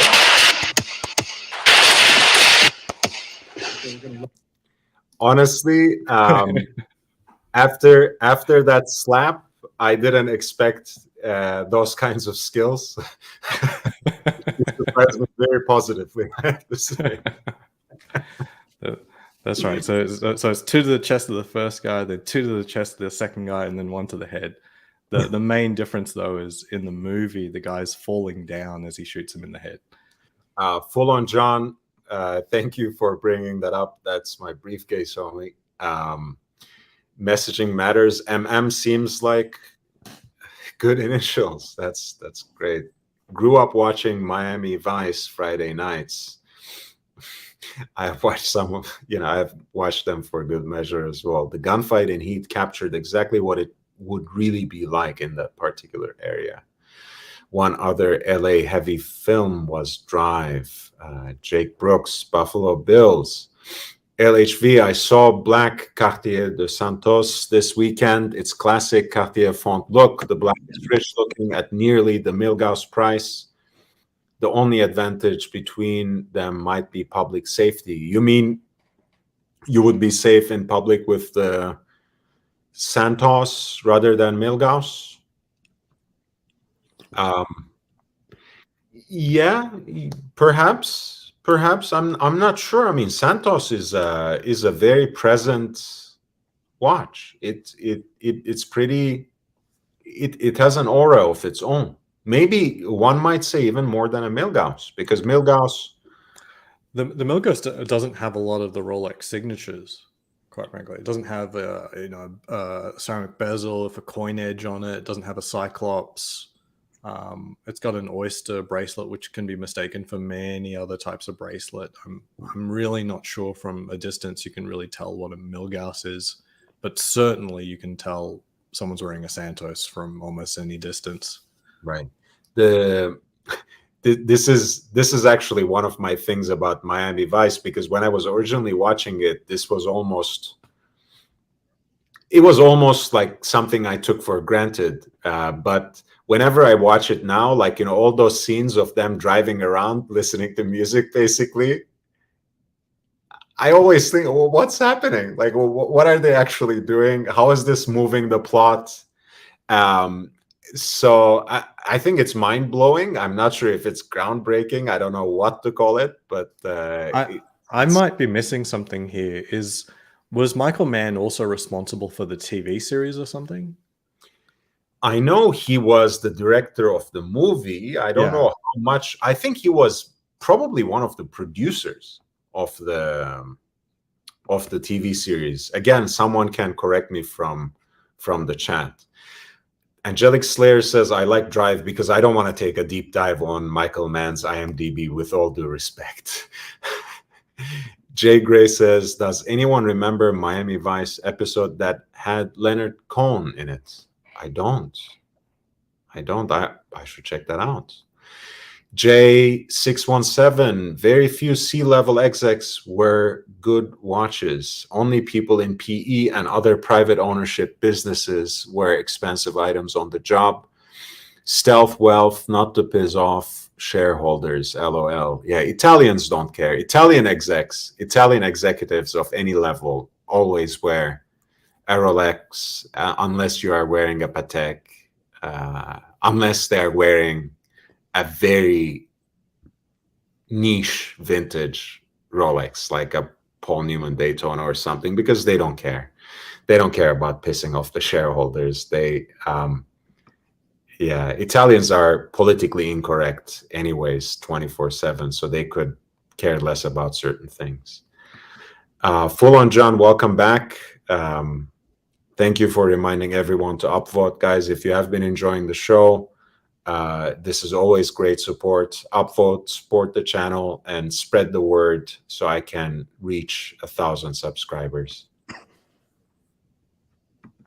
So I heard a little interesting video today. Has anybody watched John P's video today about Rolex selling secondhand watches? They're thinking of it. There was an article. Rolex selling what? Okay, Secondhand Rolex. watches. there's an article up there that I posted in the private chat, Lord. Basically, Rolex is thinking of selling secondhand watches, like certified pre-owned, because a lot of their dealers who have Rolex, they take in watches on trade-in. They do sell watches, so and they're also their service centers are getting much bigger. Right now, I believe they're in the process of on Fifth Avenue. They're building a whole new building. They dropped down the old building and they're building a new one. I believe in the same spot. And they also have like a 8th floor place in Dallas. This is what I want to ask, because they did actually shrink the space in Beverly Hills and basically moved it to Dallas, right? Nowadays, they only take in watches in Beverly Hills and, you know, give you a service estimate, which they now charge something for as a deposit. And then they send it out to Dallas. But what I really want to ask is, since Rolex doesn't sell any watches themselves and through authorized dealers, and since those authorized dealers already sell pre-owned watches, how is this different? It's I guess it legitimizes it. yeah, I guess so. It legitimizes the gray market, basically. Instead of going to it cuts a lot of the gray market dealers, and it also sets the price. Okay. Wait. So it will be what's the proposal again? Because I mean, my AD sells secondhand. So it will be Rolex as well. Company certified pre-owned Rolex watches and authorized dealers. That's the project that. Basically, yeah. It's basically they've been to Rolex, been inspected, and you know it's kind of like like getting a car from the dealership that's been inspected. Been through like a 10-point inspection, like and yet got the green light to be sold. This sounds like a really good move, quite frankly, because even a modern Rolex purchase on the gray market, it's still possible that, even though I've checked everything on my Hulk, it's still possible when I go to service it in 7 or 8 years, there's a problem. Yeah. I would say, I don't know. I guess if they were to do something like this, or if this is true, I guess it doesn't really mean that Rolex cares about their consumers, as far as the whole flipper movement, how consumers really don't like flippers if they are willing to take in secondhand watches. Or but ADs already do this. Exactly. Yeah. So the network is already there. They're just taking advantage of the situation. This is what they're saying. I would, honestly, I would rather have Rolex make some moves in establishing their own boutiques and maybe sidelining authorized dealers over long term. But that's going to be long. By the way, yes, people in the chat confirmed that the Miami Vice series was produced by Michael Mann and created by him and Anthony Yerkovich. So, he had a big hand in it. Yeah, it's basically his baby. Yeah, someone mentioned Johnny Depp. I have to comment on this. I love the way Johnny Depp is settling into this old Marlon Brando role in the court. It's amazing. He has stolen the entire shtick. Marlon Brando was a big mentor of his when he was still alive. So I like all the cantankerousness and like the jokes and the charm. It's this is his best role, basically.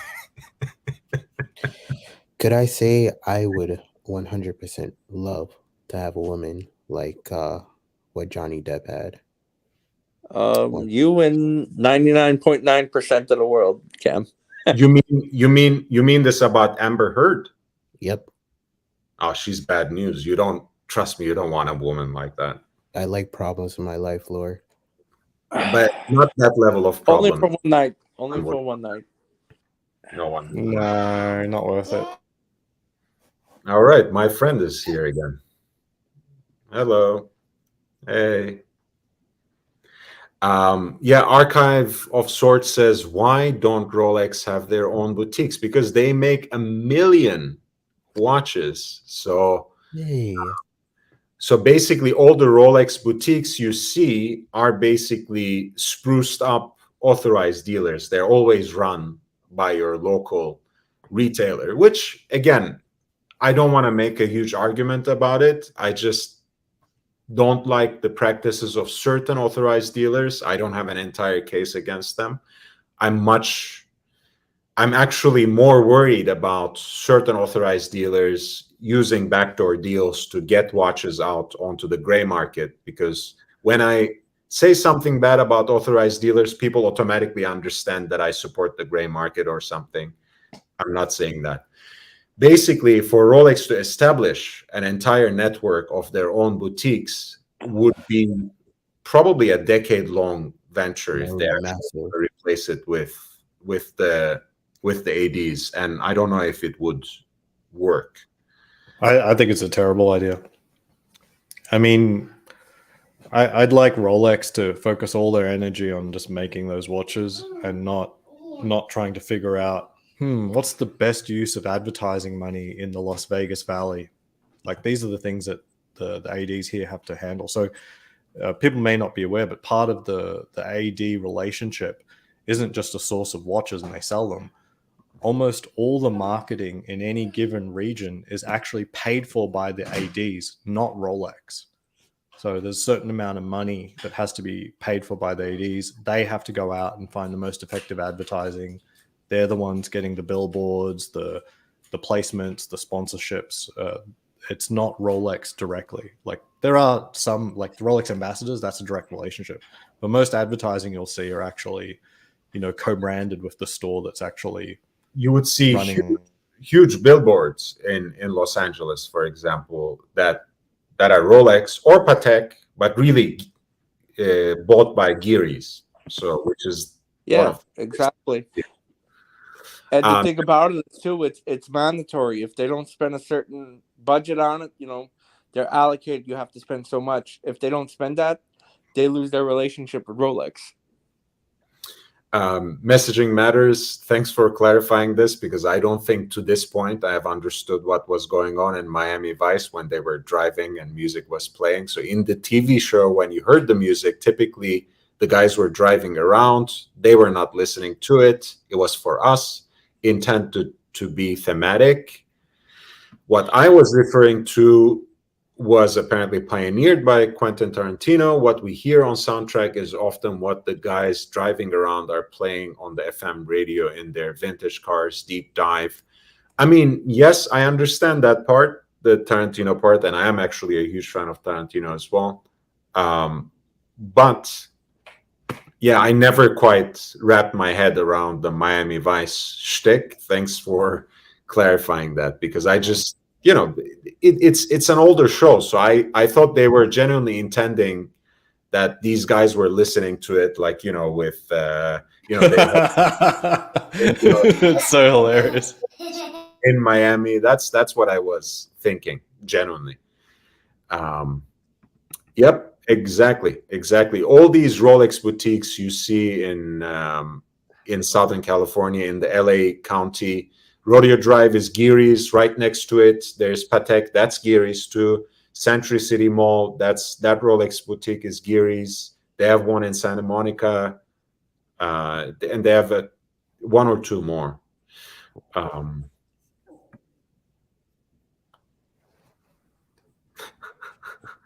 Jake Brooks says, I want to see how they will refuse to sell the used certified Daytona at X price. The CPOs come with fixed prices.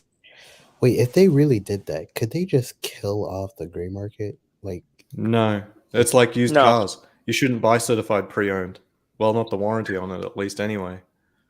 Like, the problem with certified pre-owned is that they attach a premium. They go, oh, but you've got a warranty. Well, they've already checked it out. There's nothing wrong with the car.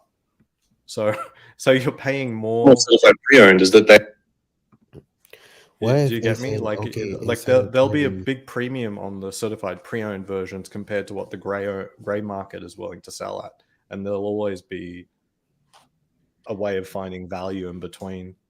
Do you think that they could ever say, "Hey, we're not doing 40K for a Daytona, we're doing 20K," and then Sorry, could you repeat that?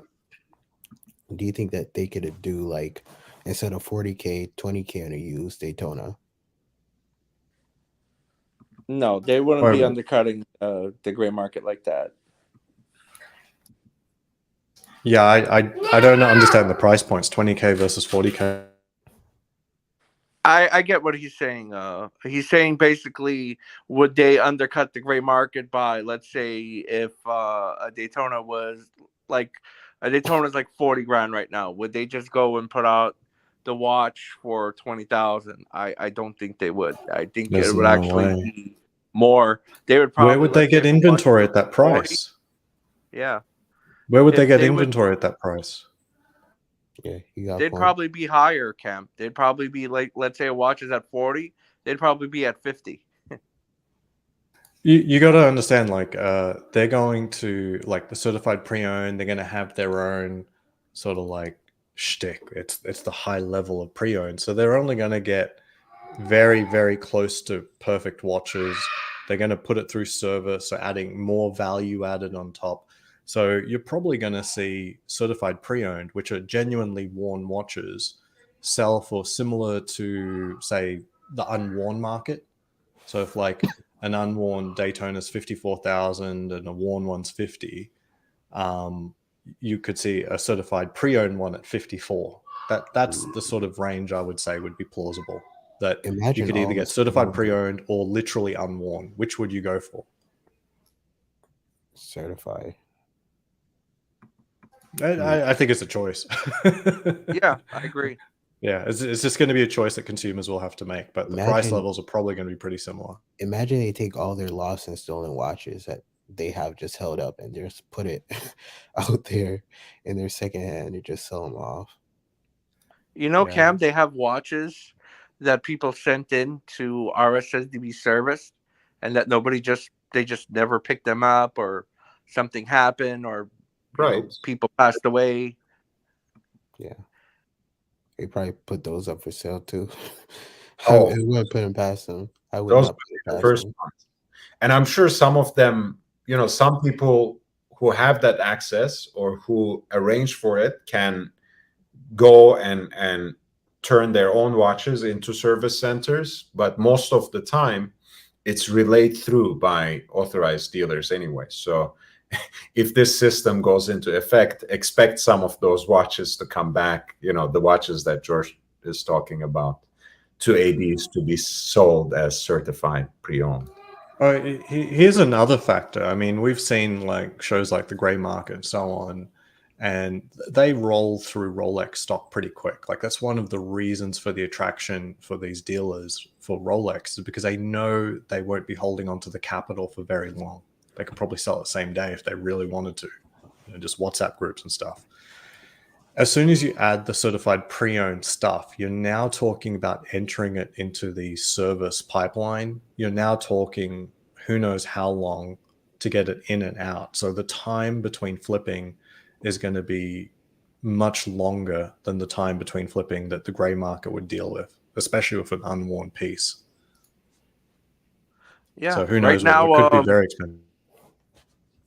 Oh, I think I have an echo. But yeah, right now, I was just at RSC a couple of days ago because I wanted to see about getting an insert for one of my watches, and I was overhearing somebody, and like the minimum time for just a basic service, like warranty service, not even polishing and going through everything, just dealing with a warranty issue, is like 8 weeks. Mm-hmm. It's not bad. And think about what's happened to the market in 8 weeks. So they're going to have to put on some premium to protect themselves from a falling market as well. Definitely. So there's a lot of premiums that are going to be put on there. And look, thinking about all of this now, it would not surprise me if a Rolex certified pre-owned sold at a Rolex AD would cost more than an unworn piece from like David SW, because actually I already see them at those prices. So my AD does have pre-owned, and their prices are kind of slightly above unworn, and their pieces are typically without box and papers even. Jesus. Yeah, and they can offload them because people, like, at least they're buying it from a store that they absolutely trust, quote unquote. Definitely. Now, well, I don't know. I've seen some pieces that confuse the shit out of me. So, as an example, I saw a gold GMT Master 2 that had a green hand, I think, with a green dial. I'll have to double check. Like, it had the wrong date wheel. That's what I'm certain. It had the wrong date wheel for that watch, and I'm like, I don't know how that happens. Like, let me go find that image. It concerns me. Like, and it concerns me. Props to Ozzy for the multitasking. Ozzy is now 2 times a father. Congratulations to him. Upvote. Yeah, one of my favorite freestyles of all time is when Freddie Gibbs sits down at the LA Leakers and he has Junior on his lap and just freestyles over this beat. What was the song? It's my type of party by Jesus. Yeah, I forgot who rapped over the original beat. My type of party.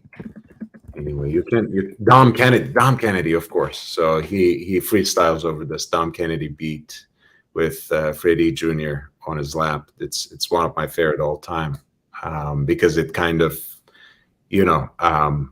takes apart a lot of stereotypes people have about rappers.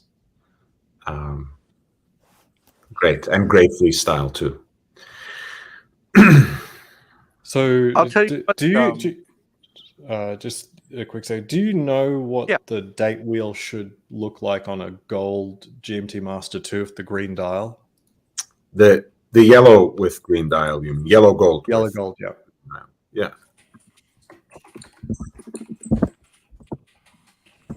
I'm not tapping away here too.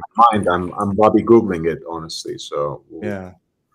Well, while you guys are Googling that, I just want to make a real quick point about the Rolex situation on how they're going to make their money. They're going to make their money on the buying because they're probably getting on a trade-in who's somebody who wants to upgrade, and they're probably not going to pay as much as a gray dealer would because that's how they make their money. Mm-hmm. So yeah, that happens today.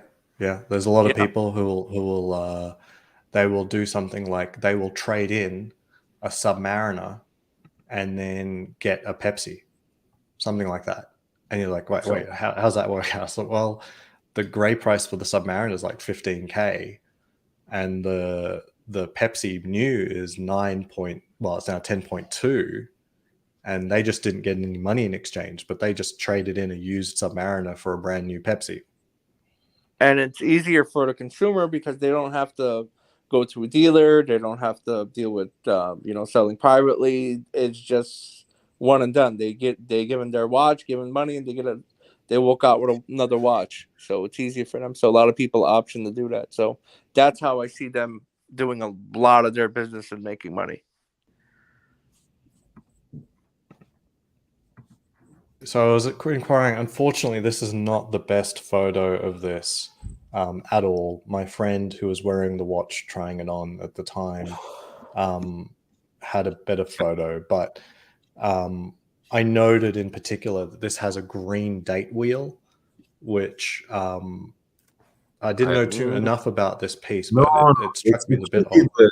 It should be the white one, as it is. Yeah. No. So by green, I mean the font being green. So the font is green on this piece, but as far as I know, it should be black. The green is actually on the black GMT Master 2.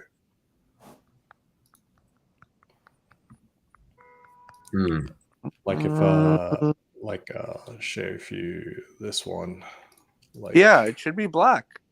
should have been black. Like my AD made particular note that it was a green date wheel. But to my knowledge, that's actually on the black GMT Master, the 116710 LN. Yeah, this is the picture you posted is how it should look. Yeah, but the date wheel was green on that one. I'm just like, I don't understand what's happening. And this thing was polished to hell. It was a really bad example, in my opinion.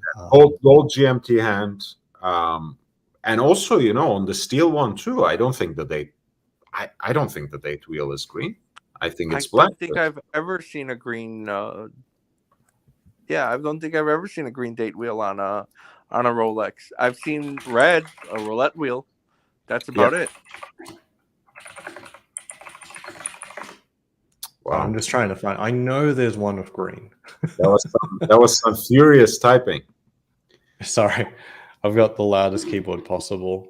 You know that there was one with green? It doesn't come to mind.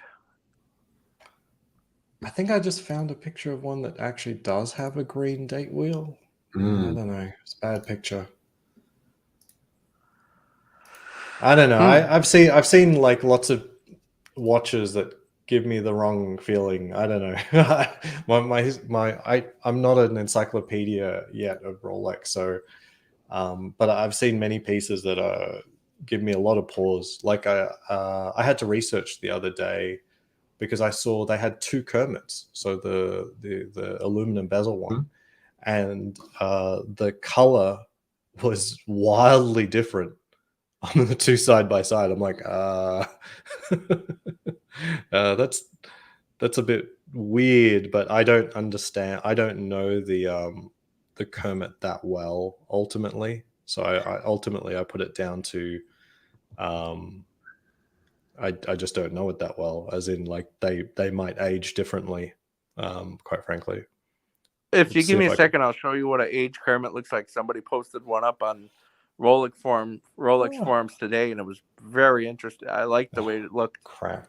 I'll post it up in the private chat. Give me a minute. I don't know if I can show this properly at all. Oh, Come on. I mean, there's already a lot of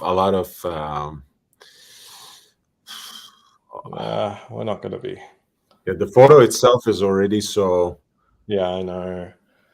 Shiny. But anyway, one's very dark and the other one's very bright, and that weirded me out. Like seeing quote unquote the same watch, and one's super dark and the other one's super bright.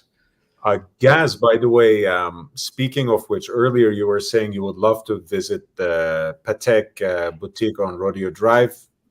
There's not much of a purpose at this point because they never have anything for you to see.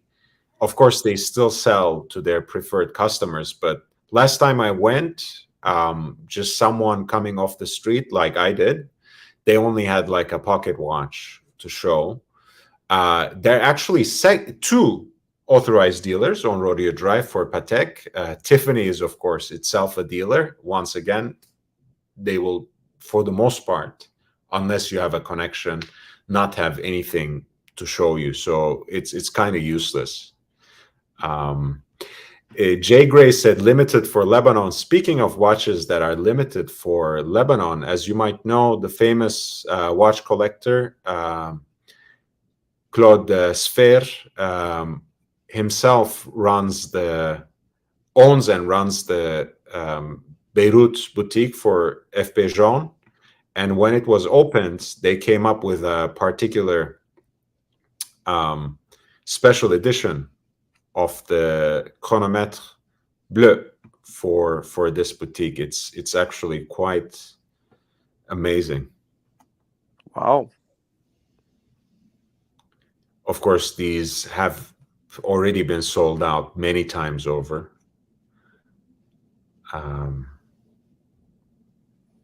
But basically an open worked version of chronomètre bleu called Byblos, which is an ancient city, in Lebanon today. And you look at that perlage there, the guilloche decoration on the rest of the plate, It's quite gorgeous. The tantalum always sells me on this watch. The metal, I just love the use of it. Yeah, it's. I mean, at the time they came out first for the chronomètre bleu, that was the first. They also did it with real Arabic numerals as well. Wow, That that's must be the winner. there. Yeah. Honestly, I like it even better than the official version of chronomètre bleu. It's nice. The shade of the blue is a little different as well, beyond the cutout. Interesting watch. Yeah. Limited. That's a little more so- interesting. That's different level. Yeah, I posted up that that Kermit that was well worn. I liked it. If you guys wanted to take a look at it. It's I don't have an account in Rolex forums, so I don't think I can click and look at those pictures. You can share your screen and I can put it up. If you put the image onto the Discord, that'll work.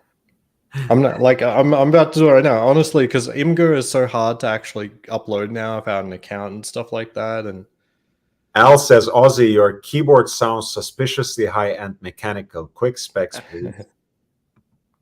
yeah, it's the Razer Black Widow 3. Nice. And by the way, Gaz, of course, South Coast Plaza has a lovely Lange boutique, and they are actually Lange and Vacheron, among all those, big in the breeches kind of brands, they have the best treatment of you as a customer. I have found in the past. So probably Lange would have something to show you and would take good care of you for sure, even if you weren't going there with with an immediate intention to buy. And again, they also have huge wait lists on most models, don't take me wrong, but I think they're the kind of boutique who would have something tangible to share with you. Jay Gray says, you caught my vibe, Lord. Yeah, I remember seeing that watch for the first time, and I was so sad that I came to know it when it was sold out, because at that time, actually, no one cared much for FP Jaune in general, except for very conscious collectors. And then this model itself didn't really retail for that much higher than the standard chronomètre bleu, which actually at that time the retail price I think was something like 22, 23K. Not a little amount of money for sure, but for what they're going for these days, no need to show that, but thanks anyway. Mechanical keyboards are yet another rabbit hole. It's true. I bought about $800 worth of keyboards before settling on this one. Thankfully, Amazon allowed me to return all of the other ones. They're very good. Like, I had packages stolen and they don't even question. They refund you almost immediately.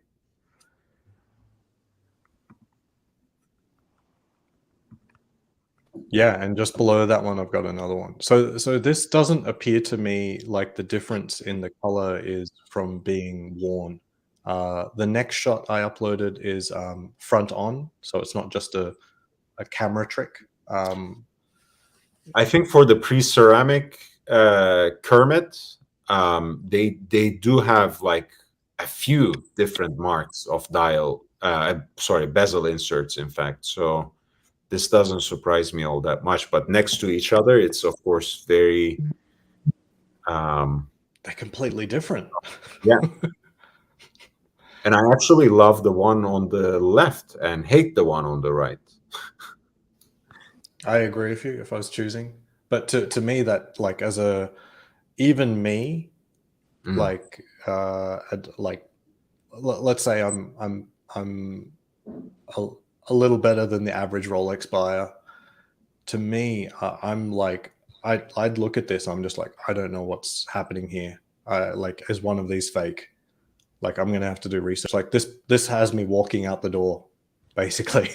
Yeah. Like I could not buy one being presented that.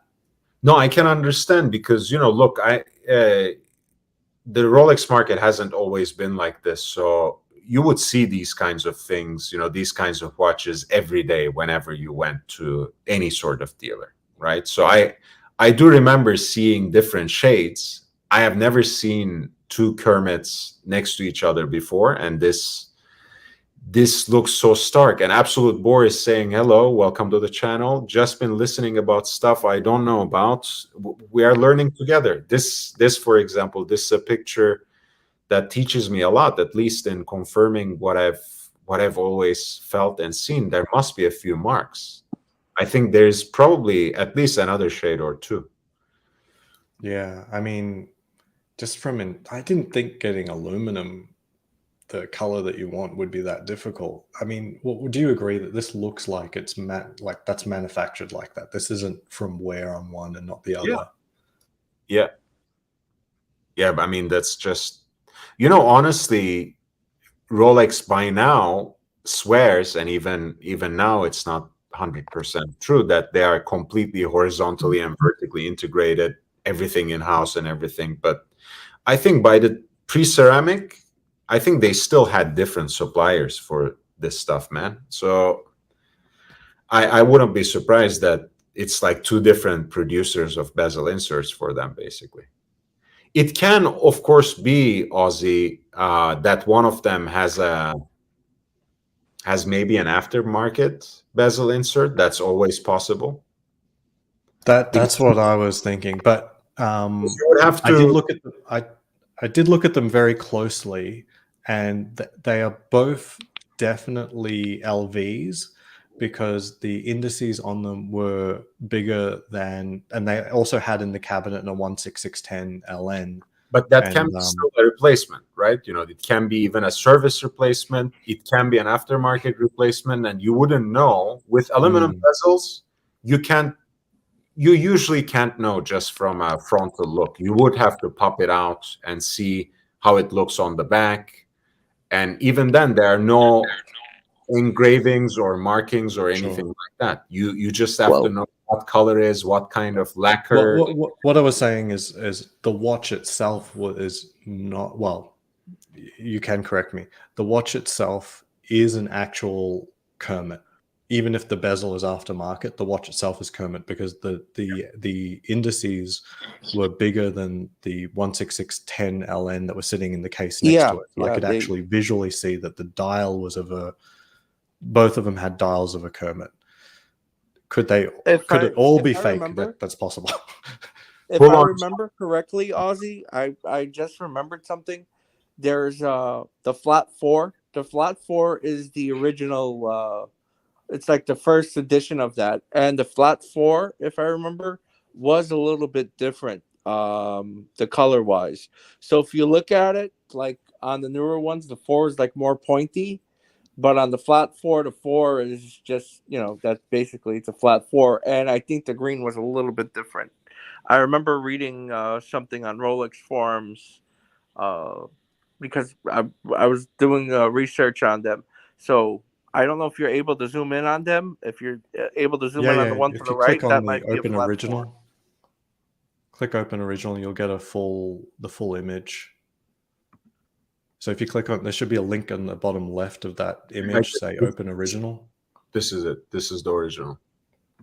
Oh, no. Underneath it, it'll allow you to open up in a web browser, and then you'll get the full resolution. With the other window, sorry, it does that. No, this is the original. Yeah. Okay, if you could just remove Full On John's comment for a second. There we go. Sure. Yeah, now we could see. All right. Now I think this is not a flat 4. This is just the regular one, because it's pointy. The flat 4 is more pointy. Let me see the 4. The 4 is in a different spot. Yeah, that's also pointy too. That I think those are more later in the generation. Those ain't flat four, so I don't know where that would be, but I know that the flat four kind of more looks like this model, the insert. So I don't know I haven't what's seen up that with many this. Kermits. I want to say the one that I saw all those years ago, back when I was working in Switzerland, looked more like the puke green than the rich green on the left. To be honest, Most Kermits that I've seen in the wild and in the dealers look like the one on the right, honestly, in terms of the bezel inserts. I don't doubt that both are legit. Some bezel insert, like, disregarding the bezel insert. The inserts themselves, I don't know. You would have to pop them out to check them out and know what to look for. Actually, I'm not an expert on Kermit's inserts, so I would probably not know what to look for either. But Jay says that left is indoor showroom, right is window display. They used to be available in the case. They do fade quick, totally possible. Both look legit, both maxi dials, absolutely. The watches, I think there's no doubt, but those are not flat 4 2003s, absolutely not. Yeah, making a purchase like that would have to be in person. I prefer in person, but I have bought watches even on eBay before, so. well, these two are sitting in a showroom of an AD, so. Yeah, but as I was saying, like being presented, quote unquote, the same watch with such markedly different things, I don't know. As a customer, no matter how savvy you are, you have to like. They either had these variations, or they're selling watches that have parts. Mhm. And also keep in mind, a lot of their watches, for whatever reason, are no box, no papers. Well, when it comes to pre-ceramic, I understand, but when it comes to more recent Rolexes, right, I always get suspicious. To me, it's not even an issue about the fakes. It's like a lot of times those papers disappear because of what I was talking about earlier, because some AD sells them directly to the gray market through the back door, and they have to disappear that document so that it's not traced back to them, because it would jeopardize their dealership. So I don't want to be supporting that in any way, even if it's less of a premium. Like if you're giving I me, noticed that most of the modern pieces don't have box and papers, and I really wondered for that for quite a while. And ultimately, to me, the reason why the majority of their watches probably don't have box and papers is because, one, their clientele probably, that the average Rolex customer, they just they're not us. The box and papers go on wandering. no, And I'll find it interesting. but number two, there's a self-selection sort of thing happening with the market, and that is they're more able to sell a watch without box and papers than the average gray dealer can. So it's coming from an official AD, so on and so forth. They have favorable pricing for the same inventory. So Lord, to would me, you be there's able to bring up what I just posted up? Oh, okay. Yeah. You see how the four is more flat? Yeah. So in the article I linked in the YouTube comments, it denotes 5 marks for the bezel overall. Yeah. Yeah, I'm not surprised. 5 different iterations, huh? Yeah, but I don't think. Let's see. They do have a paragraph on. Let me read it. You can continue talking.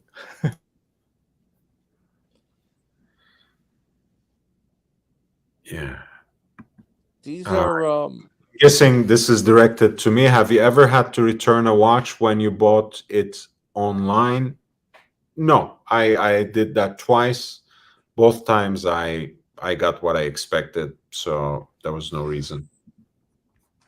Yeah, I've also bought watches off of eBay, and if you do your homework right, and you know, you're most of the time you're good. There are experiences where I've heard people have to give watches back, but it's more rare than none.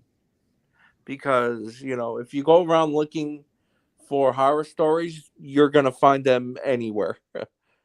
Because people on the internet, they like to talk about their experiences, and you're gonna see a lot of that. So you can't really go by that.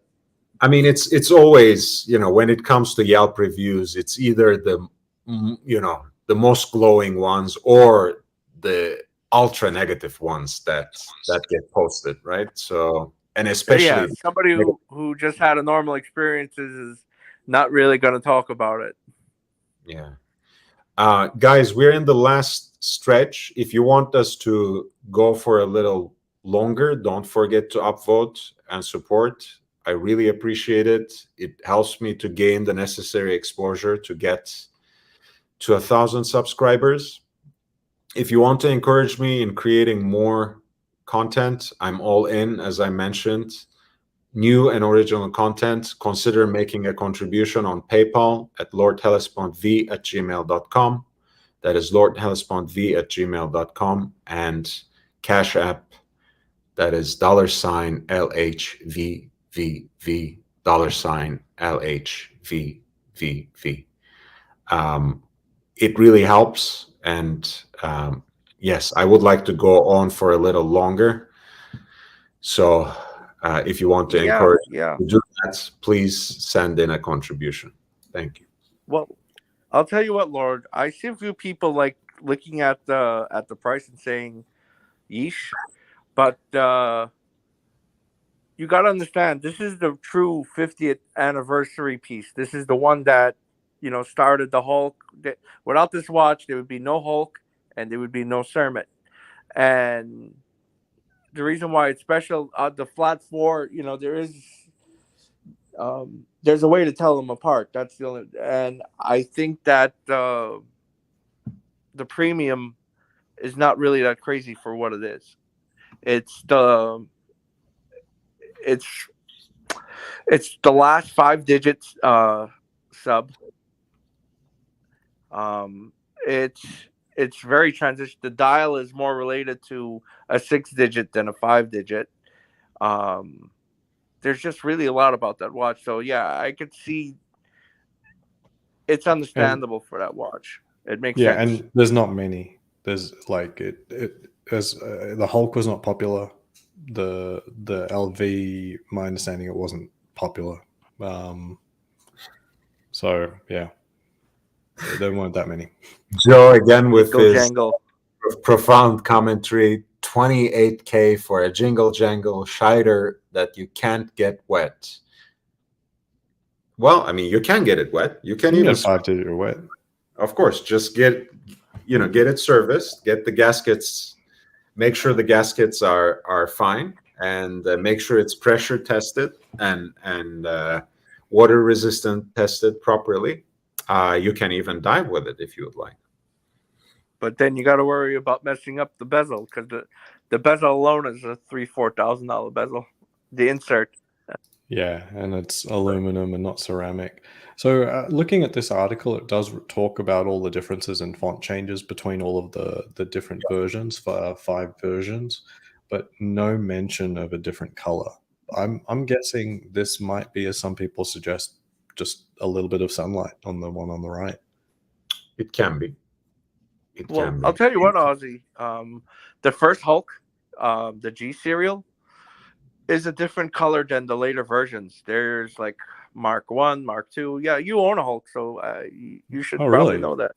Yeah. No, I don't. Absolutely don't. Well, I was only interested in 1 year, 2019, the birth of my son. So, but yeah, interesting.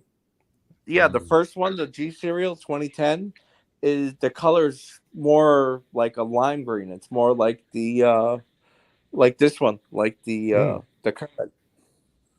Interesting. If you only could see them side by side, you're not really gonna see it by the eye. It's only when you have two together that you'll really tell the difference. But yeah, It's more like a lime green.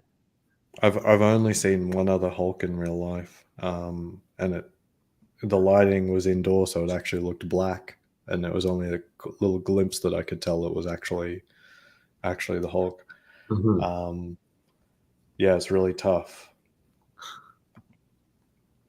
But that surprised me. I mean, I thought it was really only the Pepsi that Rolex had so much trouble on in terms of the color. Because Well, like yeah, my saying is like the Batman, it's just been that super bright blue the entire time from out of the gate. There was no problem with it. And it surprised me there was trouble with the green. no, For Rolex was trying out like techniques, and they was trying to perfect everything. So they had different variants. Like I there's can't like wait to I think see like 2 or 3 the. Pepsis. No, there's more than that by now. I think there's 5. Like the current ones are Really? very, very dark. Very dark. Heinz Fine says, I love a Cermet over a traditional black sub. And J617, Big Mac, the Kermit isn't getting you any exotic dancers.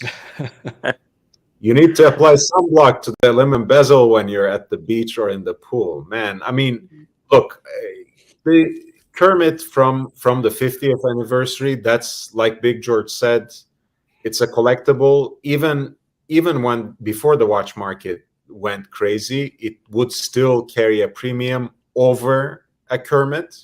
So I kind of understand. I would never pay that kind of money because that does go into the safe, right? At least the bezel will have to go into the safe. The bezel, Agreed. because Yeah, it's when definitely you justified. but when you're talking about any other Kermit or any other pre-ceramic Rolex, it's really a watch for those who don't mind, who certainly don't mind hairline scratches, maybe even dings on their watches. The aluminum bezel scratches very easily. It starts turning color after a few, months of regular exposure to like real sunlight in places like Florida, Los Angeles. I'm imagining also Nevada, Las Vegas. So if you care about those things, aluminum bezel inserts are not for you, at least in the Rolex space, right?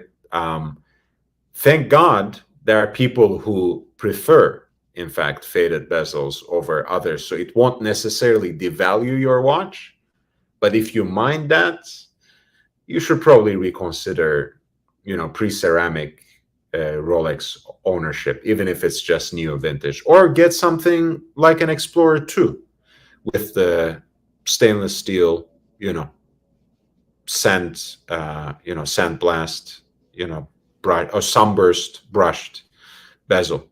Why not? Something like that. But aluminum bezel inserts are going to do that to you, and you have to learn to live with it. I Yeah, like his definitely. comment on.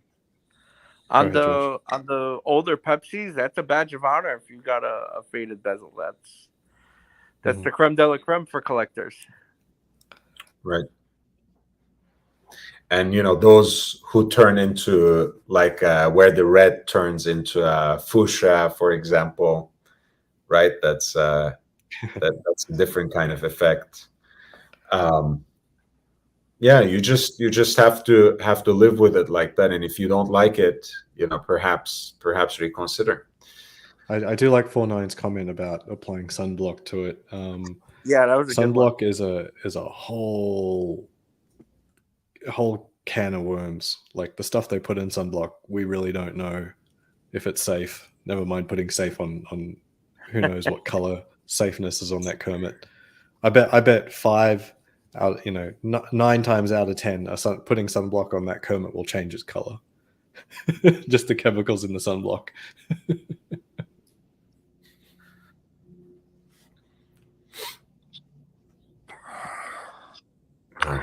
Yep. So what year is your Cermet from, Big George? It's only dated from March. It's only a month old. Okay. Yeah. And you said you did get it in the secondary market, right? Yes. The Wizard. he got it. He sourced it for me. Oh, the cool. Weezer. That's good. That's That's amazing. awesome. He's good people. He is. Yeah, I That's definitely awesome. would recommend. He's very trustable. You know, he's not always spruiking his business or anything. He just comes on, talks watches, and he is a big help to the community. He really is. He gives some good deals. He does. That's awesome. Very good. I'd love to see it one day. I want to know if that bezel has changed color, and I'd love to know whether or not the new left-hand drive, if that green is the same as the Starbucks green. As best as I can tell, it is. Like, people go, oh no, it's a brighter green as well. Well, if you go to the Starbucks, the rendering of the Starbucks now is a brighter green as well. To me, it looks exactly the same. I've heard from people who was at Watchers and Wonders, the reporters, and they basically say it's the same exact green. Mm-hmm. That's Yeah, what I the remember reports I have saw said, an so. article from someone was like, oh, I wonder what the green's going to look like. You know, it's the first time. I'm like, what are you talking about? Green was like one of the very first colors that Rolex ever did on the ceramic bezel, and it's still in production. Don't give me this GMT and green is a new thing. It's a lazy thing. Wait, when was Rolex? When did Rolex had ceramic in green before Sermon? The Hulk, Mm. 2010. All right, of course. It's a long time now. Yeah, That's yeah. nice. And now, I believe that it's the same green from the Kermit and the last the Hulk that you have. They're both the same insert, I believe. Same color, anyways. There's no Yeah, difference. I hear from people. Yeah. there'd be no reason for them to be experimenting with a different color. I mean, it's not like the yeah, this is basically no reason. Like And it's a it's good also green. they didn't mix it like, it's not a two-tone bicolor bezel with, like, green and red or something, right? It's green and black, so it's not like they really experimented. Exactly. I remember there was a live stream where people were debating as to whether or not the Starbucks, the Cookie Monster. If people hate these nicknames, then I don't care right now. I'm not a big fan of that name, but it's the Cookie Monster. Whether or not the gotcha. Cookie Monster has the same blue as the Batman. I'm like, that's the same blue. Like, Gas says, I bet there are class action lawsuits for sunscreen, I'm sure, and hopefully you didn't suffer from any ailment to qualify for something like that, God forbid. But yeah, sometimes these things should be there so that these corporations don't get to cheat you and injure you and maybe even maim you for your entire life and get away with it. And sometimes, people die from products they use, get all weird forms of cancers. So, Jesus. Yeah, that's heavy stuff, man. Chunk says, Wizard is a wealth of knowledge, very much like Lord. Wizard knows infinitely more than I do, and on a much wider scale, I have to say, right? I might know a lot of things about, like, just a handful different things. I really respect Wizard's knowledge, and of course he's also a businessman. But like George said, he doesn't front load that. He's always happy to share his knowledge, and he's also happy to share his insights as a dealer into the market as well. So I appreciate that he is there and he participates in a way that's Yeah, definitely. He's a unlike, benefit to the community, definitely. a lot of the gray market dealers. So I do appreciate him. as we were running through the colors of these bezels, when was the blue? I have no idea. When was the ceramic bluesy introduced? So when did that blue bezel actually come out? Ceramic. I think in 10 or 11. Same year as the Hulk. Well, so basically, they came out of the gate with the Submariner in ceramic that included a black bezel, a blue bezel, and a green bezel all at the same time.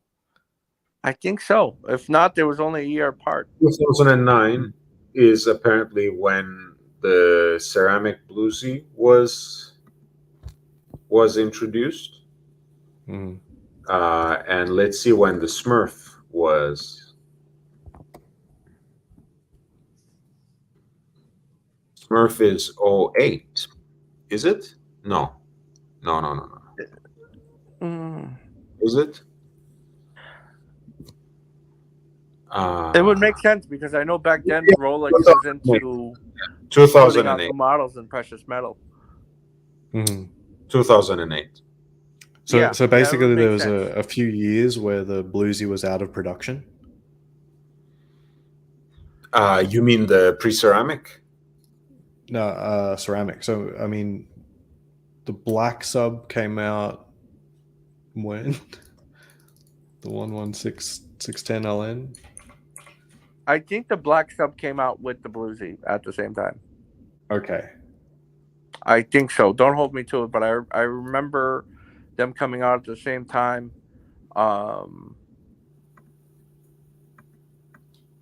Yeah, it makes sense that the Smurf was the introduction because back then that's what Rolex used to do. They used to introduce new models in their precious models. That's how they did the GMT. That's what they used to do then. So yeah, it would And the make sense. GMT in yellow gold used the black bezel, so keeping it simple for a little while. Exactly. It says, love the Cookie Monster. Wish they made it in steel. Gaz, good night to you as well. Peace out. J617 says, it's probably difficult to work with Cerachrome colors. That's probably why only see so few combos. I don't know. Al said, Exactly. Right. invented the yo mama joke. Wizard invented marital aid. That's where he made his fortune. Someone also said Wizard is my 49's fine says Wizard is my stepdad. Yeah. Wizard is everyone's stepdad basically by now because we at most of us probably made a comment that got under his skin and he said something about our sister or our mother. It's okay. That's Wizard. We love him.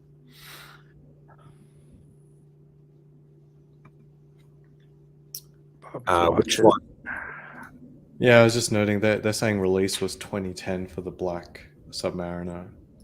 It was ceramic 116610. I know that when they did release the bluesy, it was in like that. It wasn't the sunburst dial. It was just that muted blue, which I like very much. They only made it for like a few years. The Hulk was released at the same time as the black one, 2010, or at least Baselworld 2010. Yeah, Sure. yeah, because it's G serial. If there's let me do one set. If there's a G serial bluesy, then it came out 2010 because G serial means it's 2010. That's the production on it.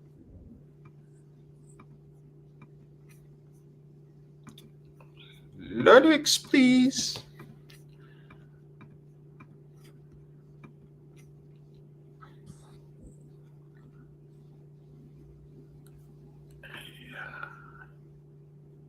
The Hulk. Trying my best to find the bluesies in intro.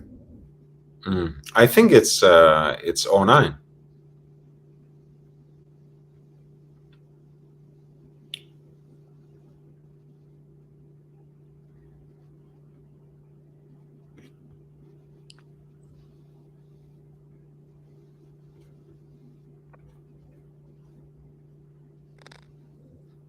Yeah, very nice.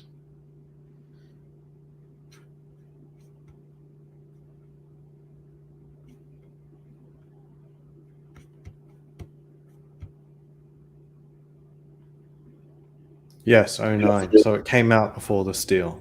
So 1 year. and then it would make sense for the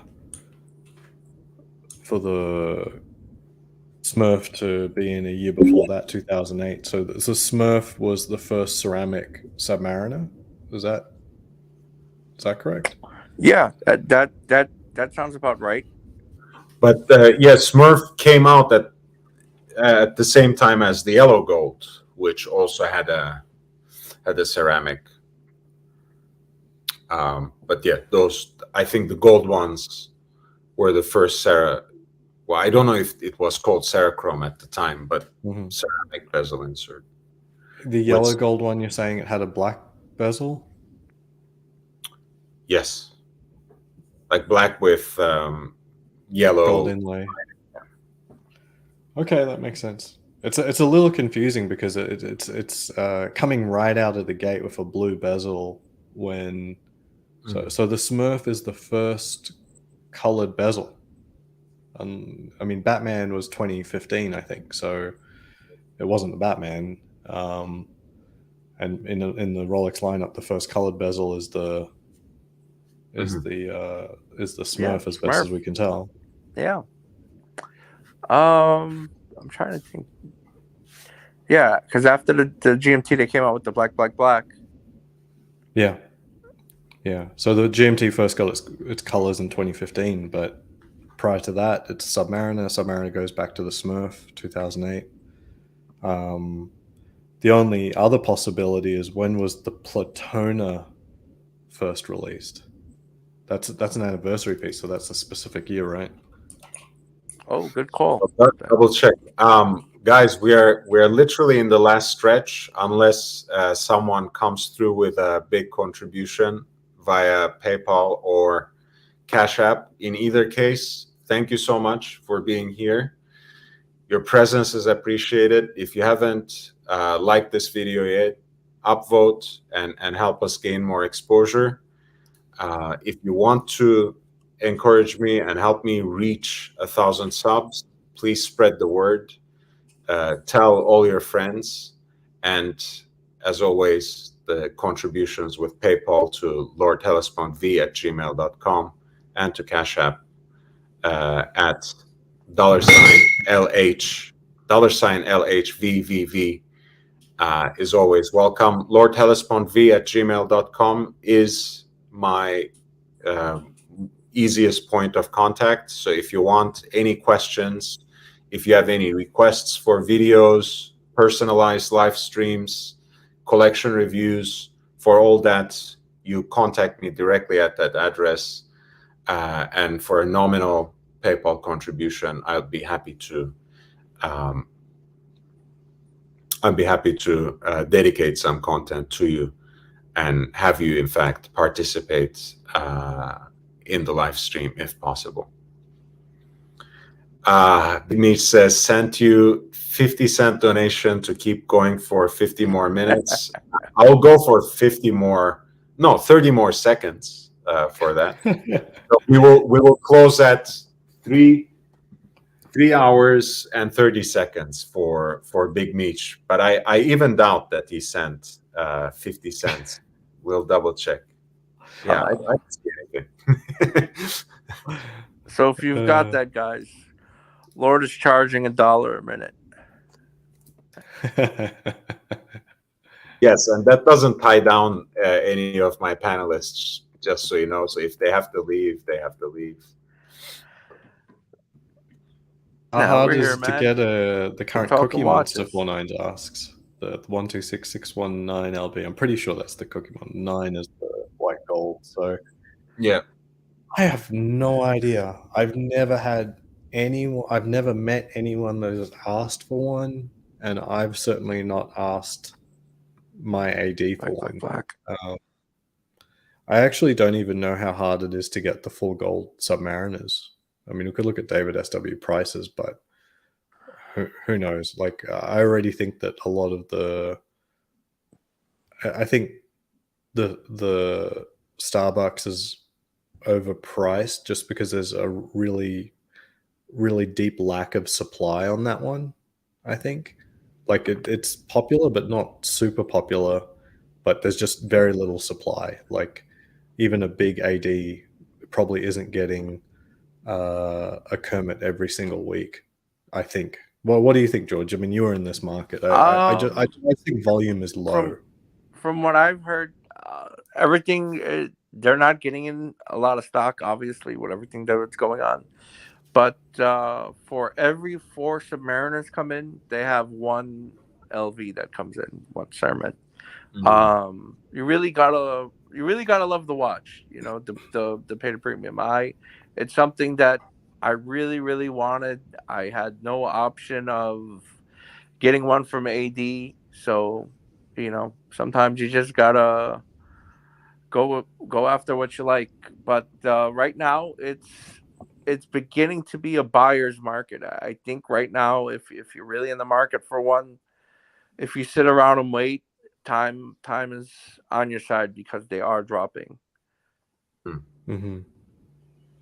Yeah, the thing about that is, I guess this is a good end of the stream conversation too, because we haven't really talked about it.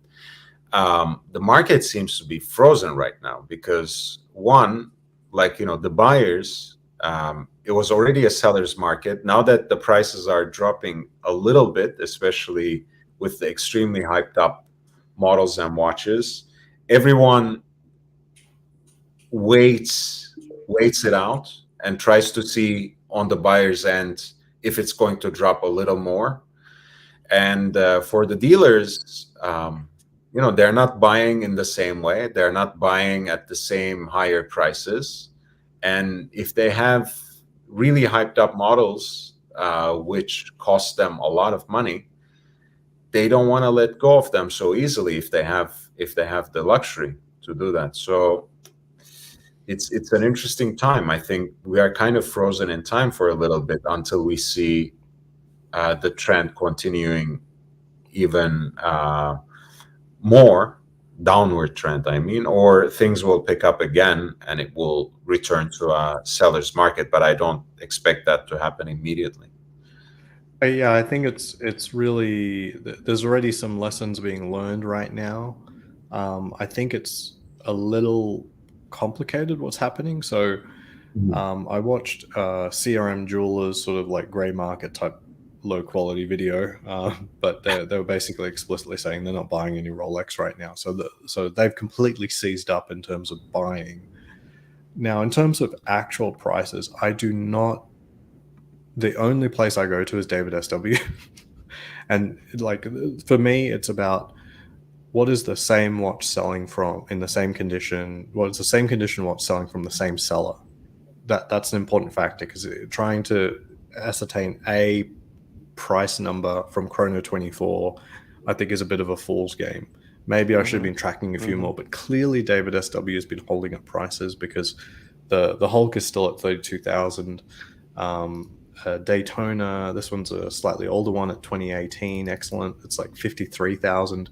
So if there's a decline in price, David SW is not reporting it in their advertised prices at all.